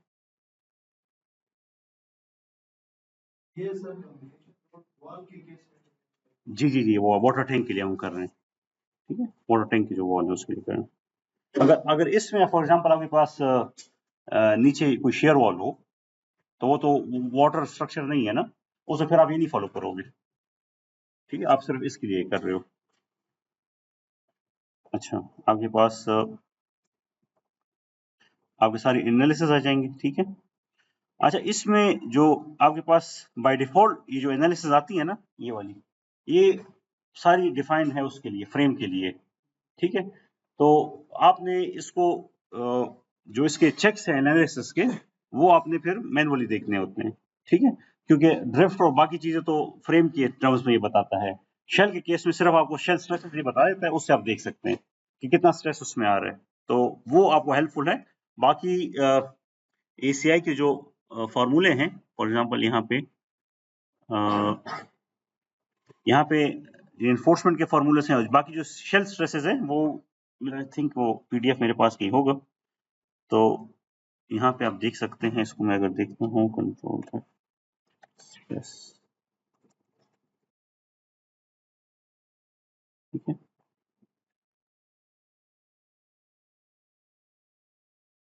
इसमें आप जाए तो ठीक है, तो ये आपके पास डिफरेंट, आगे जाएंगे तो ये स्ट्रेसेस हैं, ठीक है। तो इस तरह आप इन फॉर्मूलेस को यूज करते हुए अपने स्ट्रेसेस को कैलकुलेट करके चेक करेंगे, ठीक है। और वो जो फ्री बोर्ड का आपने बताया था तो वो भी यहाँ पे गिवन है, ठीक है। तो ये डॉक्यूमेंट आप पढ़ लें, आपको काफी इससे हेल्प हो जाएगी। अभी ये की मदद से हमारा काम बहुत सिंपल हो गया। अगर आप चैट जीपीटी को डॉक्यूमेंट देते हैं, हम आप उसे पूछते हैं मुझे समराइज करके, तो आपको समराइज करके दे देता है, ठीक है। तो अभी काम बहुत सिंपल हो गया। आपको अगर आपने उसको उर्दू में अपने लिए समझना हो, उसको बता देते हैं, इवन आपको वॉइस जनरेट करके दे देता है। तो अभी काम सिंपल है, ठीक है। तो ये सारे यहाँ पे इसके डिफरेंट चैप्टर्स हैं, इसको काइंडली आप पढ़ लें, आपको काफी हेल्प हो जाएगी फॉर दिस। ये पीडीएफ आपके पास है या मैं शेयर कर दूं? अच्छा, मुझे फ्लैश ब्रेक में मुझे दे दे, मैं इसको कर देता हूँ।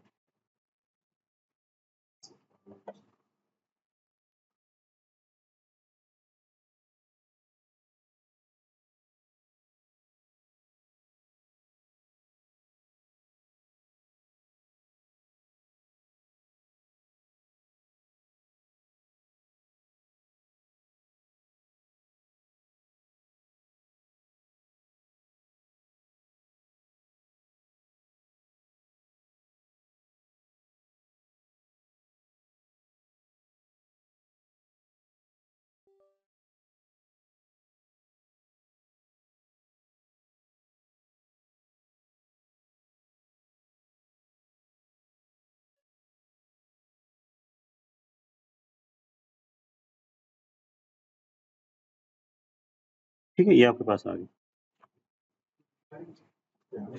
रिकॉर्डिंग प्रोग्रेस शुरू में। आज की जब हो जाएगी मैं वो फिर आपको शेयर कर दूंगा, ठीक है। तो इसको आप पढ़ लें तो इंशाल्लाह आपको हेल्पफुल हो जाएगा ये। अच्छा, इसमें हम अभी डिजाइन में जाएंगे और शेयर वॉल डिजाइन। उसके लिए एक तो लोड कम्बिनेशन है, लेट्स एज्यूम हम शेयर वॉल के कम्बिनेशन को यूज करते हैं, क्योंकि बाकी सिर्फ 2 कम्बिनेशन हैं, तो वो हमारा हेल्प नहीं करेंगे, तो हम इसको चले इसको यूज करते हैं। अदरवाइज आपने वो जो मैंने बताए 18 कम्बिनेशन वो आप यूज करेंगे, ठीक है। तो अभी हम जाएंगे डिजाइन। हाँ, वो मैनुअली आप ऐड करेंगे, ठीक है। वो मैं आपको दिखाता हूँ अभी। अच्छा, इसमें हमने आई थिंक पीयर सेक्शन किया था, मॉडल डिफाइन किया था पीयर सेक्शन, नहीं किया था? एनीवन याद है किसी को? किया था ना, आई थिंक किया था। खैर आप चेक कर सकते हैं, कोई मसला नहीं है। इसमें व्यू ऑप्शन में जाएंगे और इसमें आप करेंगे, बल्कि इसमें राइट क्लिक करें आपको, यह है पीयर डिफाइन है, किया हुआ है हमने, ठीक है। अच्छा, डिजाइन में जाएंगे, शेयर वॉल डिजाइन, और यहाँ पे सेलेक्ट डिजाइन कॉम्बिनेशन, ठीक है। तो बाय डिफॉल्ट वॉल के आ गए हैं। हमेशा याद रखिए, डिफॉल्ट ऑटोमेटिकली आते हैं, मैनुअल आपने खुद करने होते हैं। तो ये 2 हमारे पास नहीं है, तो हम इसको मैनुअली एरो से आगे लेके जाते हैं, ठीक है। और इसको हम करते हैं 3D, और इसको करते हैं अभी डिजाइन, शेयर वॉल डिजाइन और स्टार्ट डिजाइन चेक, ठीक है। तो थोड़ी देर में आपको डिजाइन करके दे देता है। अच्छा, अभी हम क्या करते हैं, डिजाइन, शेयर वॉल डिजाइन, ठीक है, और डिस्प्ले डिजाइन इन्फो। तो आपके लॉन्गिट्यूडनल रिफोर्समेंट के टर्म्स में ये आपको बता देता है। इसमें आपको अगर नजर आ रहा हो तो ये कंबाइंड एरिया ऑफ स्टील दे रहा है, ठीक है। ये अगर आपको नजर आ रहा है 15.8 समथिंग, इस पे अगर मैं राइट क्लिक करता हूँ, हाँ जी, इसमें एक सेकंड मैं एलिवेशन में जाता हूँ, तो ये आपका कंबाइन जो पूरे पियर पे एरिया ऑफ स्टील है वो दे रहा है। इसको आपने डिवाइड करना होगा पियर लेंथ पे। ये देखें, अभी आपके पास कल मैंने आपको इस तरह की शीट दिखाई थी ना, तो ये अभी आपके पास इसमें काफी इंफॉर्मेशन है, ठीक है। आप किसी से डिजाइन शीट मांगे, आपको ये प्रोवाइड कर दे वो, इट मीन्स कि उसने डिजाइन किया हुआ है, ठीक है। अगर वो नहीं किया हुआ तो आपको नहीं देगा वो। तो इसमें आपके पास पियर, उसको हमने P1 डिफाइन किया हुआ है, उसकी टोटल लेंथ है, ठीक है। आपके पास एरिया ऑफ स्टील क्या है, 16 समथिंग था, 18 को आप इस पर डिवाइड करें तो आपको एरिया ऑफ स्टील आ जाएगा, कोई पॉइंट्स नहीं होगा, ठीक है। तो वो आपका एरिया ऑफ स्टील होगा, उसको फिर आप कन्वर्ट करें नंबर ऑफ बार्स में, तो आपके पास वो मॉडल्स ऑफ इलास्टिसिटी बता रहा है। मैं थोड़ा जूम कर देता हूँ, ठीक है। तो हाँ, पियर की लेंथ है। हमने क्या किया था, हमने यहाँ पे ये अगर आपके पास वॉल है ना, ये एक वॉल है, ठीक है, ये आपके पास दूसरी वॉल है, ठीक है, और ये तीसरी है और ये चौथी है। हमने सबको कंबाइन एक पियर डिफाइन किया था, ठीक है। अगर आप सेपरेट करते हैं, अगर आप इसको P1 करते हैं, ये आपके पास P2 हो जाती है। तो रिक्वायरमेंट एक तो हमारे पास लोड कम्बिनेशन वाला इशू है ना, ठीक है।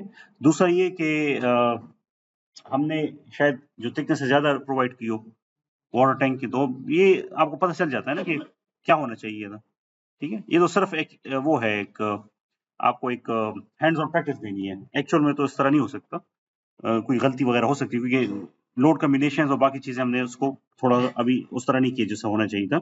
तो अगर आप इसको इंडिविजुअल करते हैं ना, फिर आपने अगर आपकी अभी पियर की लेंथ है कितनी थी, 528 इंच थी ना, ठीक है। तो वो इस सब को मिला के बनती है P1, P2, P3, P4। फिर अगर ये इंडिविजुअल होती है और फॉर एग्जांपल इसकी लेंथ है 60 इंच, ठीक है, तो ये आपको इसका अलग से एज ऑफ स्टील देगा, इसका अलग से देगा, ठीक है, इसका अलग से देगा और इसका अलग से देगा। उसको फिर आप डिवाइड करेंगे इस लेंथ पे, तो आपको रिक्वायर्ड एज ऑफ स्टील मिल जाएगा। तो ये थोड़ा सा इसमें आपको ये चेक करना पड़ता है कि ये आपके पास लिखा करें कॉपी वगैरह पे कि मेरे पास जो पी मैंने डिफाइन किया पियर, तो वो क्या है, वो इंडिविजुअल मैंने ली हुई है कि ओवरऑल ली हुई है, तो इससे आपको आइडिया हो जाता है। दूसरा, फिर आपके पास अब ये रिक्वायर्ड इन्फोर्समेंट है, ठीक है, रिइंफोर्समेंट रेशियो भी दिया हुआ है, ये वो कोड बेस्ड चेक है, ठीक है। आपके पास मोमेंट की वैल्यू भी दी हुई है और लोड की वैल्यू भी दी हुई है, आप इसे लेके फिर आप इसको कर सकते हैं, खुद भी डिजाइन कर सकते हैं। फिर आपको देखिए शेयर जो है शेयर इन्फोर्समेंट वो भी दी हुई है, क्या बनती है टॉप बॉटम। अब इसमें बाउंड्री एलिमेंट चेक मैंने आपको कल बताया था, याद है किसी को, किस किस को याद है? सर आपको याद है, बाकी क्यों याद नहीं किसी को? दोबारा बता दूं? नहीं खैर पूछें, दोबारा बता दूं, ठीक है, आपको रिवाइज हो जाएगा। नई चीज होती है वो थोड़ा सा टाइम लेती है सीखने में, खैर कोई मसला नहीं। मैंने आपको ये बताया था कि अभी हम एक आपकी ये वॉल है, ठीक है, दूसरी आपकी ये वॉल है, तीसरी आपकी ये वॉल है, ठीक है, और चौथी आपकी ये वॉल है, ठीक है। जैसे मैंने आपको मॉडलिंग में 2-3 चीजें बताई थी, अगर आप वो कर लेते हैं तो आप water tank, swimming pool, overhead, underground कोई भी कर सकते हैं, ठीक है, या any type of liquid retaining structure आप कर सकते हैं। इसी तरह अगर आपको ये चीज आ गई, तो आप इजीली डिसाइड कर सकते हैं कि मुझे इस वॉल में कॉलम रिक्वायर्ड है कि नहीं रिक्वायर्ड, ठीक है। अभी हमने विदाउट कॉलम किया था, तो मुझे रिजल्ट ही शो कर रहा है। एक तो मैंने उसकी स्टिफनेस को जो वैल्यूज हैं वो कम रखी, अगर मैं ज्यादा रखता ना तो हो सकता है मुझे चेक दे देता कि आपको रिक्वायर्ड है। ये आपको ये बताता है ना कि आपकी जो एलिमेंट है वो सेटिस्फाइड कर रहा है रिजल्ट्स को कि नहीं कर रहा। अगर ये आपको देता है ना कि नॉट रिक्वायर्ड, इट मींस कि यहाँ पे कोई कॉलम रिक्वायर्ड नहीं है। जब ये आपको कहता है ना कि रिक्वायर्ड, वो जो मैंने आपको शीट दिखाई थी ये वाली, ये मैं आपको दिखा देता हूँ दोबारा, आप इसको कंपेयर करें इसके साथ, कहाँ गई ये वाली, ठीक है, इसको मैं फुल स्क्रीन करता हूँ, ठीक है, नजर आ रही? इसमें अगर देखें इतनी एडिशनल लेंथ आपको चाहिए, या तो मतलब आप कैसे प्रोवाइड करेंगे, लेंथ तो आप नहीं इंक्रीज कर सकते, आप उसकी थिकनेस इंक्रीज करेंगे, ठीक है, या उसके बाद कोई कॉलम देंगे। तो वो ड्राइंग जब आप करते हैं ना, फिर ये आपको जब इस तरह का मैसेज देता है ना, इट मीन्स के अभी वो सेटिस्फाइड हो गया, ठीक है। अदरवाइज देखें इसमें अभी बावजूद इसके कि आपने डिजाइन किया हुआ है, बावजूद इसके कि आपको रिजल्ट्स आए हुए हैं, वो फिर भी कहता है कि boundary element check is not satisfying, it means के this design is not adequate. तो अभी एज अ इंजीनियर जब आपको चीज पता है और आप डिजाइनर से पूछें, तो you are one step ahead of them, ठीक है। तो ये मतलब स्किल्स जब आपको आती है तो आप यू कैन चैलेंज एनीवन, जब नहीं आती तो फिर you can be outsmarted bye anyone. तो ये चीजें जब आप सीखते हैं फिर आपको पता चलता है एज अ डिजाइनर भी और एज अ क्लाइंट भी कि जो मेरा डिजाइन है एडिक्वेट है कि नहीं है। ठीक, अभी एटलीस्ट इतना तो होगा कि आप वाटर टैंक या कोई भी शेयर वॉल में आप ये पूछ सकते हैं कि you have the boundary element check. ठीक है, तो वो अगर उसको आता हो वो आपको दे देगा, अगर उसको नहीं आता होगा तो वो बता देगा कि जी मुझे खुद मतलब नहीं पता इतनी इस चीज का। ठीक है, तो ये चीजें फिर आपकी सेटिस्फाई हो जाती है। ठीक है, आई होप समझ आ गई होगी। अच्छा, तो ये फिर हम क्या करते हैं, उसका तरीका क्या होता है। फॉर एग्जाम्पल आपके पास ये एक वॉल का सेक्शन है। ठीक है, फिर ये दूसरा वॉल है और यहाँ पे ये कॉलम है। तो इसमें मैंने आपको बताया सेक्शन डिजाइनर एक ऑप्शन होता है, बताया मैंने आपको, याद है बाकी नहीं है किसी को।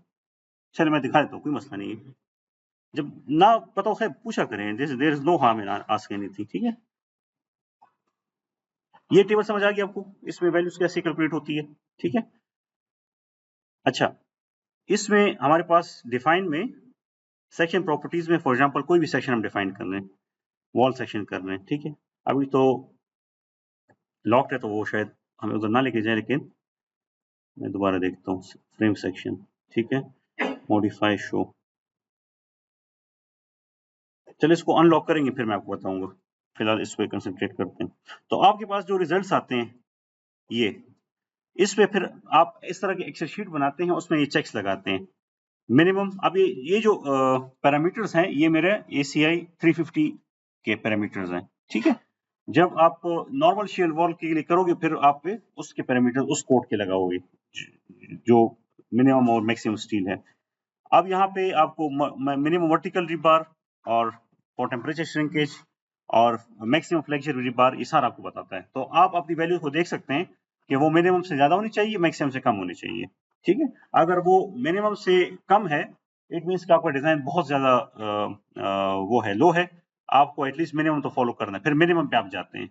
लेकिन अगर मैक्सिमम से है तो you are going for a brittle thing, आपने डक्टाइल जो है डक्टिलिटी को उसको इंश्योर करना है, फिर आप उसमें थोड़ी सी फ्लेक्सिबिलिटी ऐड करनी है ताकि वो आपका मिनिमाइज हो सके। फ्लेक्सिबिलिटी कैसे ऐड होगी, आप सेक्शन बढ़ाएं, जो स्ट्रेंथ है थोड़ी सी रिड्यूस करें ताकि वो स्टील की स्ट्रेंथ को बैलेंस कर सके, इस तरह फिर आप करते हैं और वो डक्टाइल रेंज में चला जाता है।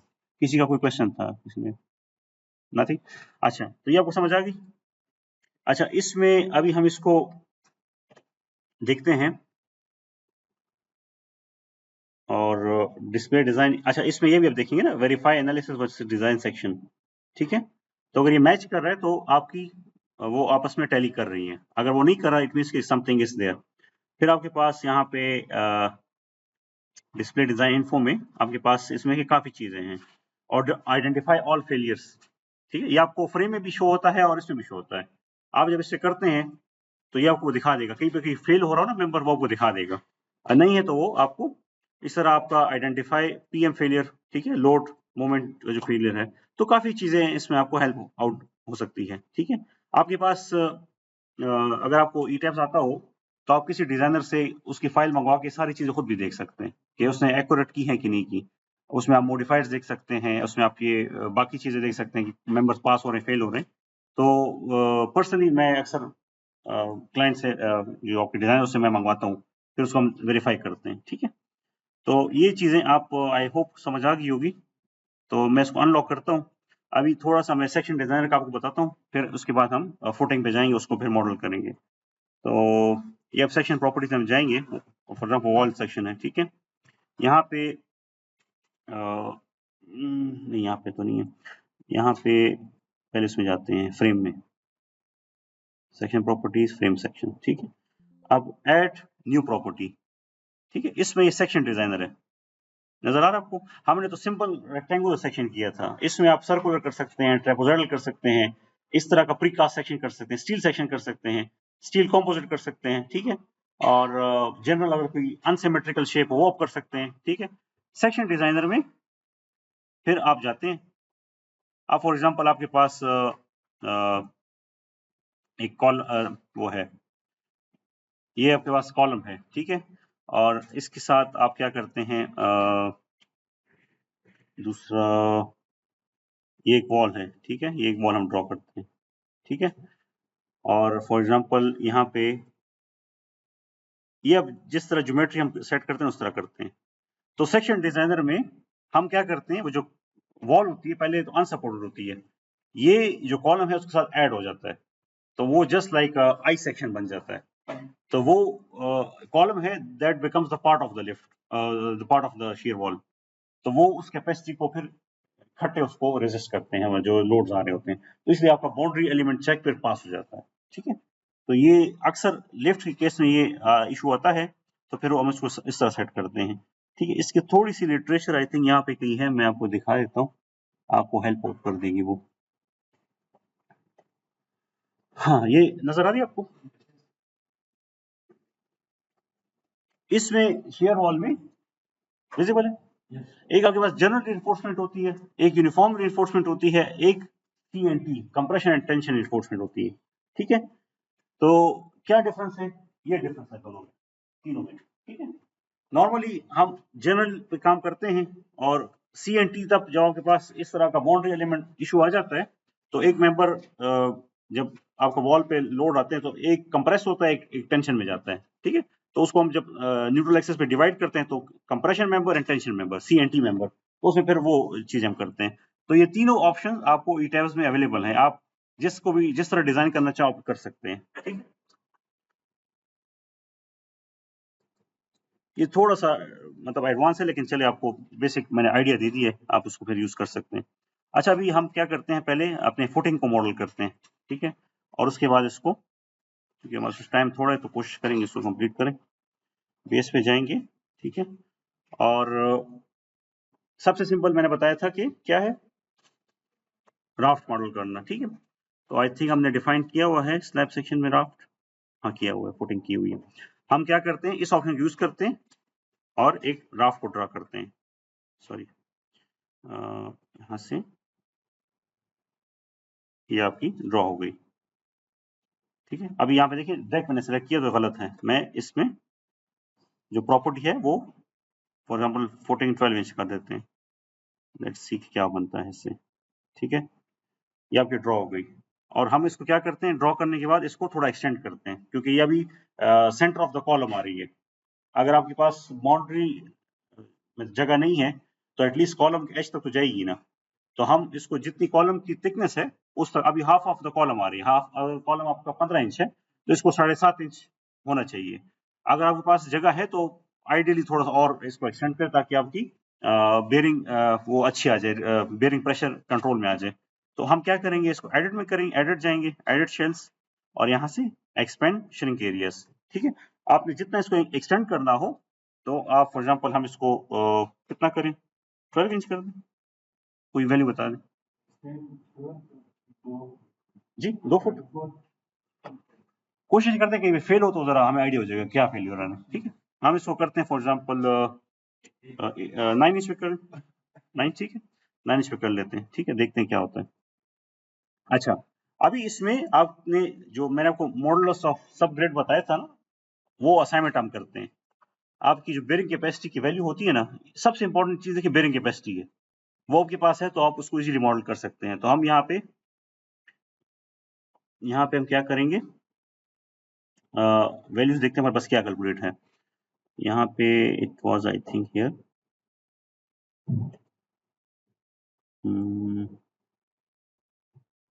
यहाँ पे कहीं पे मैंने शो की थी अभी आपको,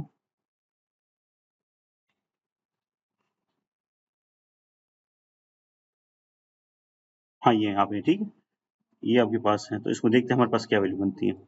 तो लेट्स, अभी हम इसको सेलेक्ट करते हैं क्लिक से, ठीक है, असाइन में जाएंगे और शेल, यहाँ पे एरिया स्प्रिंग्स, ठीक है। जब आपके पास राफ्ट फुटिंग हो, आइसोलेटेड फुटिंग हो, कंबाइंड फुटिंग हो, आपने एरिया स्प्रिंग्स पे जाना है, ठीक है, in the shape of area वो होता है। और जब आपके पाइल फाउंडेशन हो तो लाइन स्प्रिंग्स, ठीक, दोनों में ये डिफरेंस है।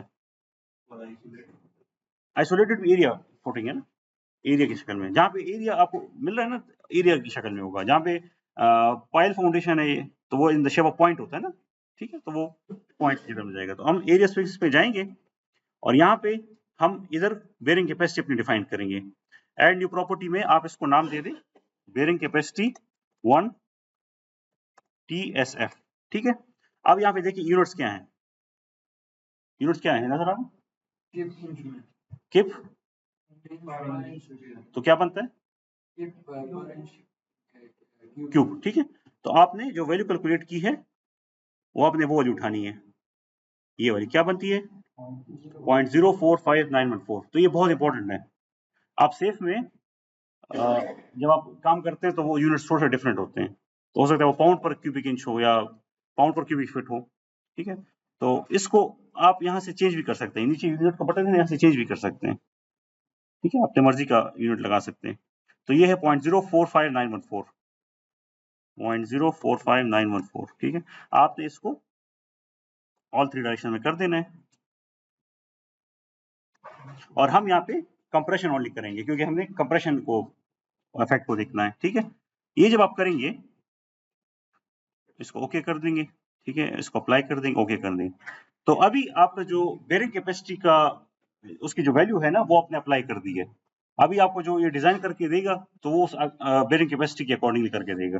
ठीक है, तो ये जब आप कर लेते हैं फिर हम इसको एज्यूम करते हैं कि डायफ्राम और वो हमने चेक किए हुए हैं मास सोर्स, वरना अदरवाइज करेंगे आप। ठीक है, टाइम की वजह से मैं थोड़ा सा उस पर स्किप कर रहा हूँ, तो मैं इसको एनालाइज करता हूँ, इसके बाद इसको डिजाइन करेंगे। ठीक है,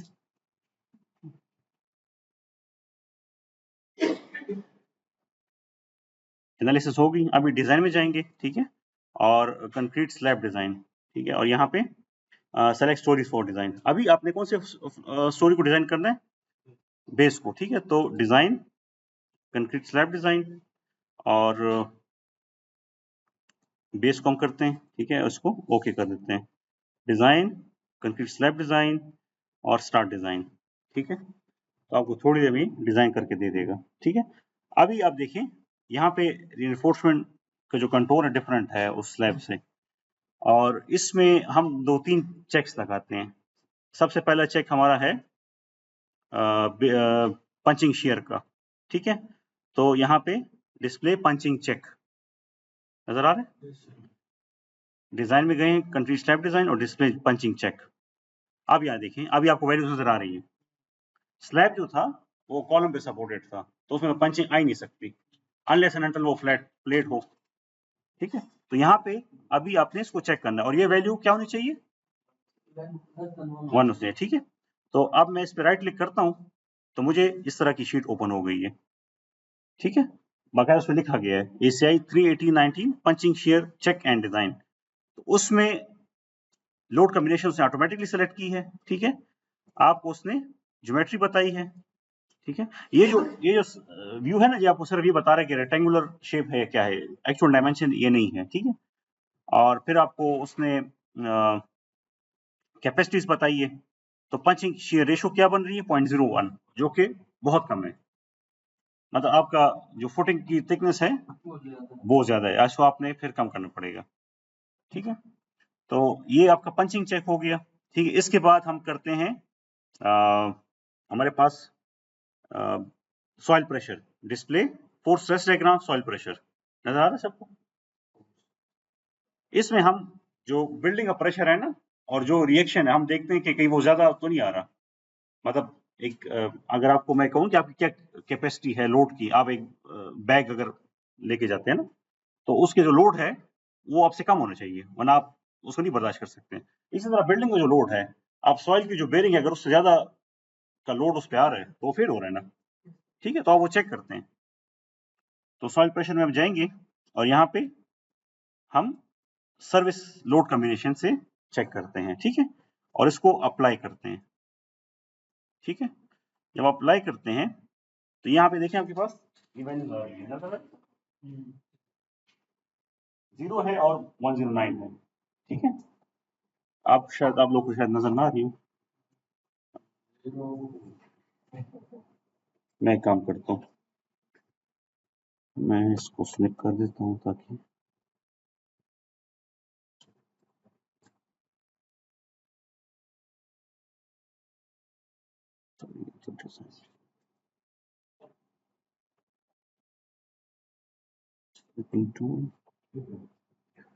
ये जरूरी है सर मैं दिखाना, तो इसलिए मैं चाह रहा हूँ कि आप इसको देख लें। अब नजर आ रही, ठीक है। तो इसमें regardless of the sign, negative का मतलब यह है कि कंप्रेशन में जा रही है, ठीक है। तो अब अगर आपके पास 1 टन पर स्क्वायर फुट है, ये जो यूनिट है ये पाउंड पर क्यूबिक पाउंड पर स्क्वायर फुट में है, ठीक है, पाउंड पर स्क्वायर फुट में है, ठीक है। तो अगर आपके पास वो अलग है, जो मॉडल सबग्रेड मॉडुलस है वो अलग है, ये बाय डिफॉल्ट हमारे पास यूनिट्स पाउंड फीट है, तो आपको पाउंड पर स्क्वायर फुट में दे रहे हैं। तो अगर आपके पास 1 टन है तो उसका इक्विवेलेंट बनता है 2000, तो ये वैल्यू 2000 से कम होनी चाहिए। अगर 100 200 ऊपर हो जाए कोई इशू नहीं है, लेकिन ज्यादा ना हो। तो अभी ये हमारा जो बेरिंग चेक है उसको सेटिस्फाई कर रहा है, ठीक है। कौन कौन से दो इंपॉर्टेंट चेक्स हैं फुटिंग के लिए, एंड सॉइल प्रेशर, ठीक है। ये अगर आपके सेटिस्फाई हो जाते हैं, बाकी स्टील का इतना इशू नहीं है, लेकिन सबसे इंपॉर्टेंट ये है। तो इसीलिए जो मैंने आपको कहा ना कि बहुत इंपॉर्टेंट है कि आपके पास एक्चुअल वो होना चाहिए, बेरिंग कैपेसिटी होनी चाहिए। और अगर आप इस तरह एज्यूम करते हैं और खुदा ना खास्ता उसमें मसला आ जाता है, तो आपके लिए प्रॉब्लम क्रिएट हो सकती है, ठीक है। तो इस तरह आपको ये बेरिंग प्रेशर भी पता चल जाता है, ठीक है। अब हम इसका स्टील देखते हैं, ठीक है। सेम वही जो स्लैब का तरीका है, तो वो हम देखते हैं यहाँ से। इसमें डिस्प्ले फ्लेक्चर डिजाइन में जाएंगे, ठीक है। इसमें आप अगर फाइनाइट एलिमेंट करते हैं या स्ट्रिप बेस करते हैं, दोनों आप कर सकते हैं। हम इसमें इम्पोज मिनिमम इसलिए करते हैं कि मिनिमम रिइंफोर्समेंट से कम वैल्यू ना आ जाए। तो इसमें डायरेक्शन 1 टॉप बार करेंगे, तो देखिए आपके पास टॉप बार 0.25 नजर आ रही है, ठीक है। यहाँ पे आप देखें मैंने इसको टॉप बार किया हुआ, तो दूसरी आपको 0 शो हो रही है, मिनिमम 0 शो हो रही है, और 0.25 आपकी मैक्सिमम आ रही है, ठीक है। तो ये आपके पास बॉटम बार आ गई, ठीक है। फिर डायरेक्शन 2 में टॉप बार आ गई, ठीक है, और फिर डायरेक्शन 2 में बॉटम बार आ गई। इस वैल्यूज को अगर आपने इन टर्म्स ऑफ बार करना है तो आप वो भी कर सकते हैं। फॉर एग्जाम्पल मैं करता हूँ नंबर 4 एट 12 इंच, ठीक है, और नंबर 4 एट 12 इंच बॉटम मैं अप्लाई करता हूँ, ठीक है। एक सेकेंड यहाँ पे, नहीं मैं देख रहा हूँ ना कि ओवर तो नहीं, देखिए अभी भी 0.05 आ रहा है, एक्स्ट्रा आपको चाहिए, ठीक है। तो मैं इसको करता हूँ 9 इंच, 9 इंच, ठीक है। अभी देखिए वो सेटिस्फाई हो रहा है। तो अगर आप नंबर 4 एट 9 इंच करते हो तो आप कह सकते हैं कि वो ठीक आ रहा है, ठीक है। इसको आप इस टर्म से भी कर सकते हो, 6 तो ठीक होगा, जब ज्यादा स्पेसिंग में सेटिस्फाई हो रहा है तो कम पे तो ऑटोमेटिकली होगा, नंबर ऑफ बार ज्यादा हो जाएंगी, ठीक है। इसको आप इस शक्ल में कर सकते हैं।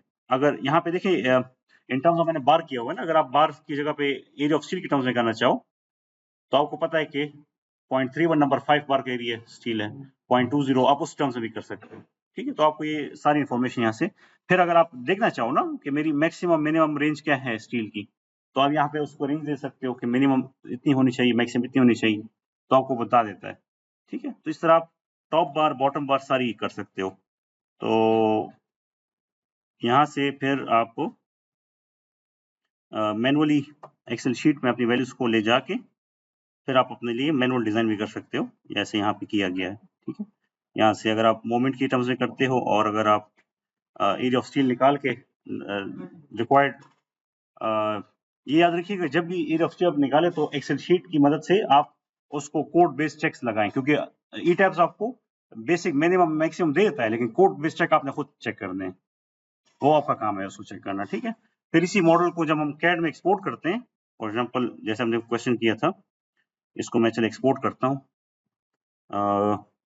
डिटेलिंग के लिए, ठीक है। तो मैं करता हूँ DWG फाइल, और इसको मैं करता हूँ क्या था, फ्लोर लेआउट प्लान, ठीक है, जनरेट।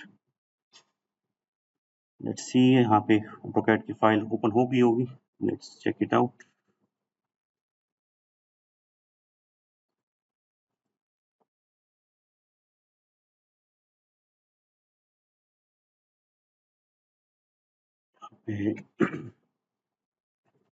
कंप्यूटर में जाते हैं, ठीक है, और यहाँ पे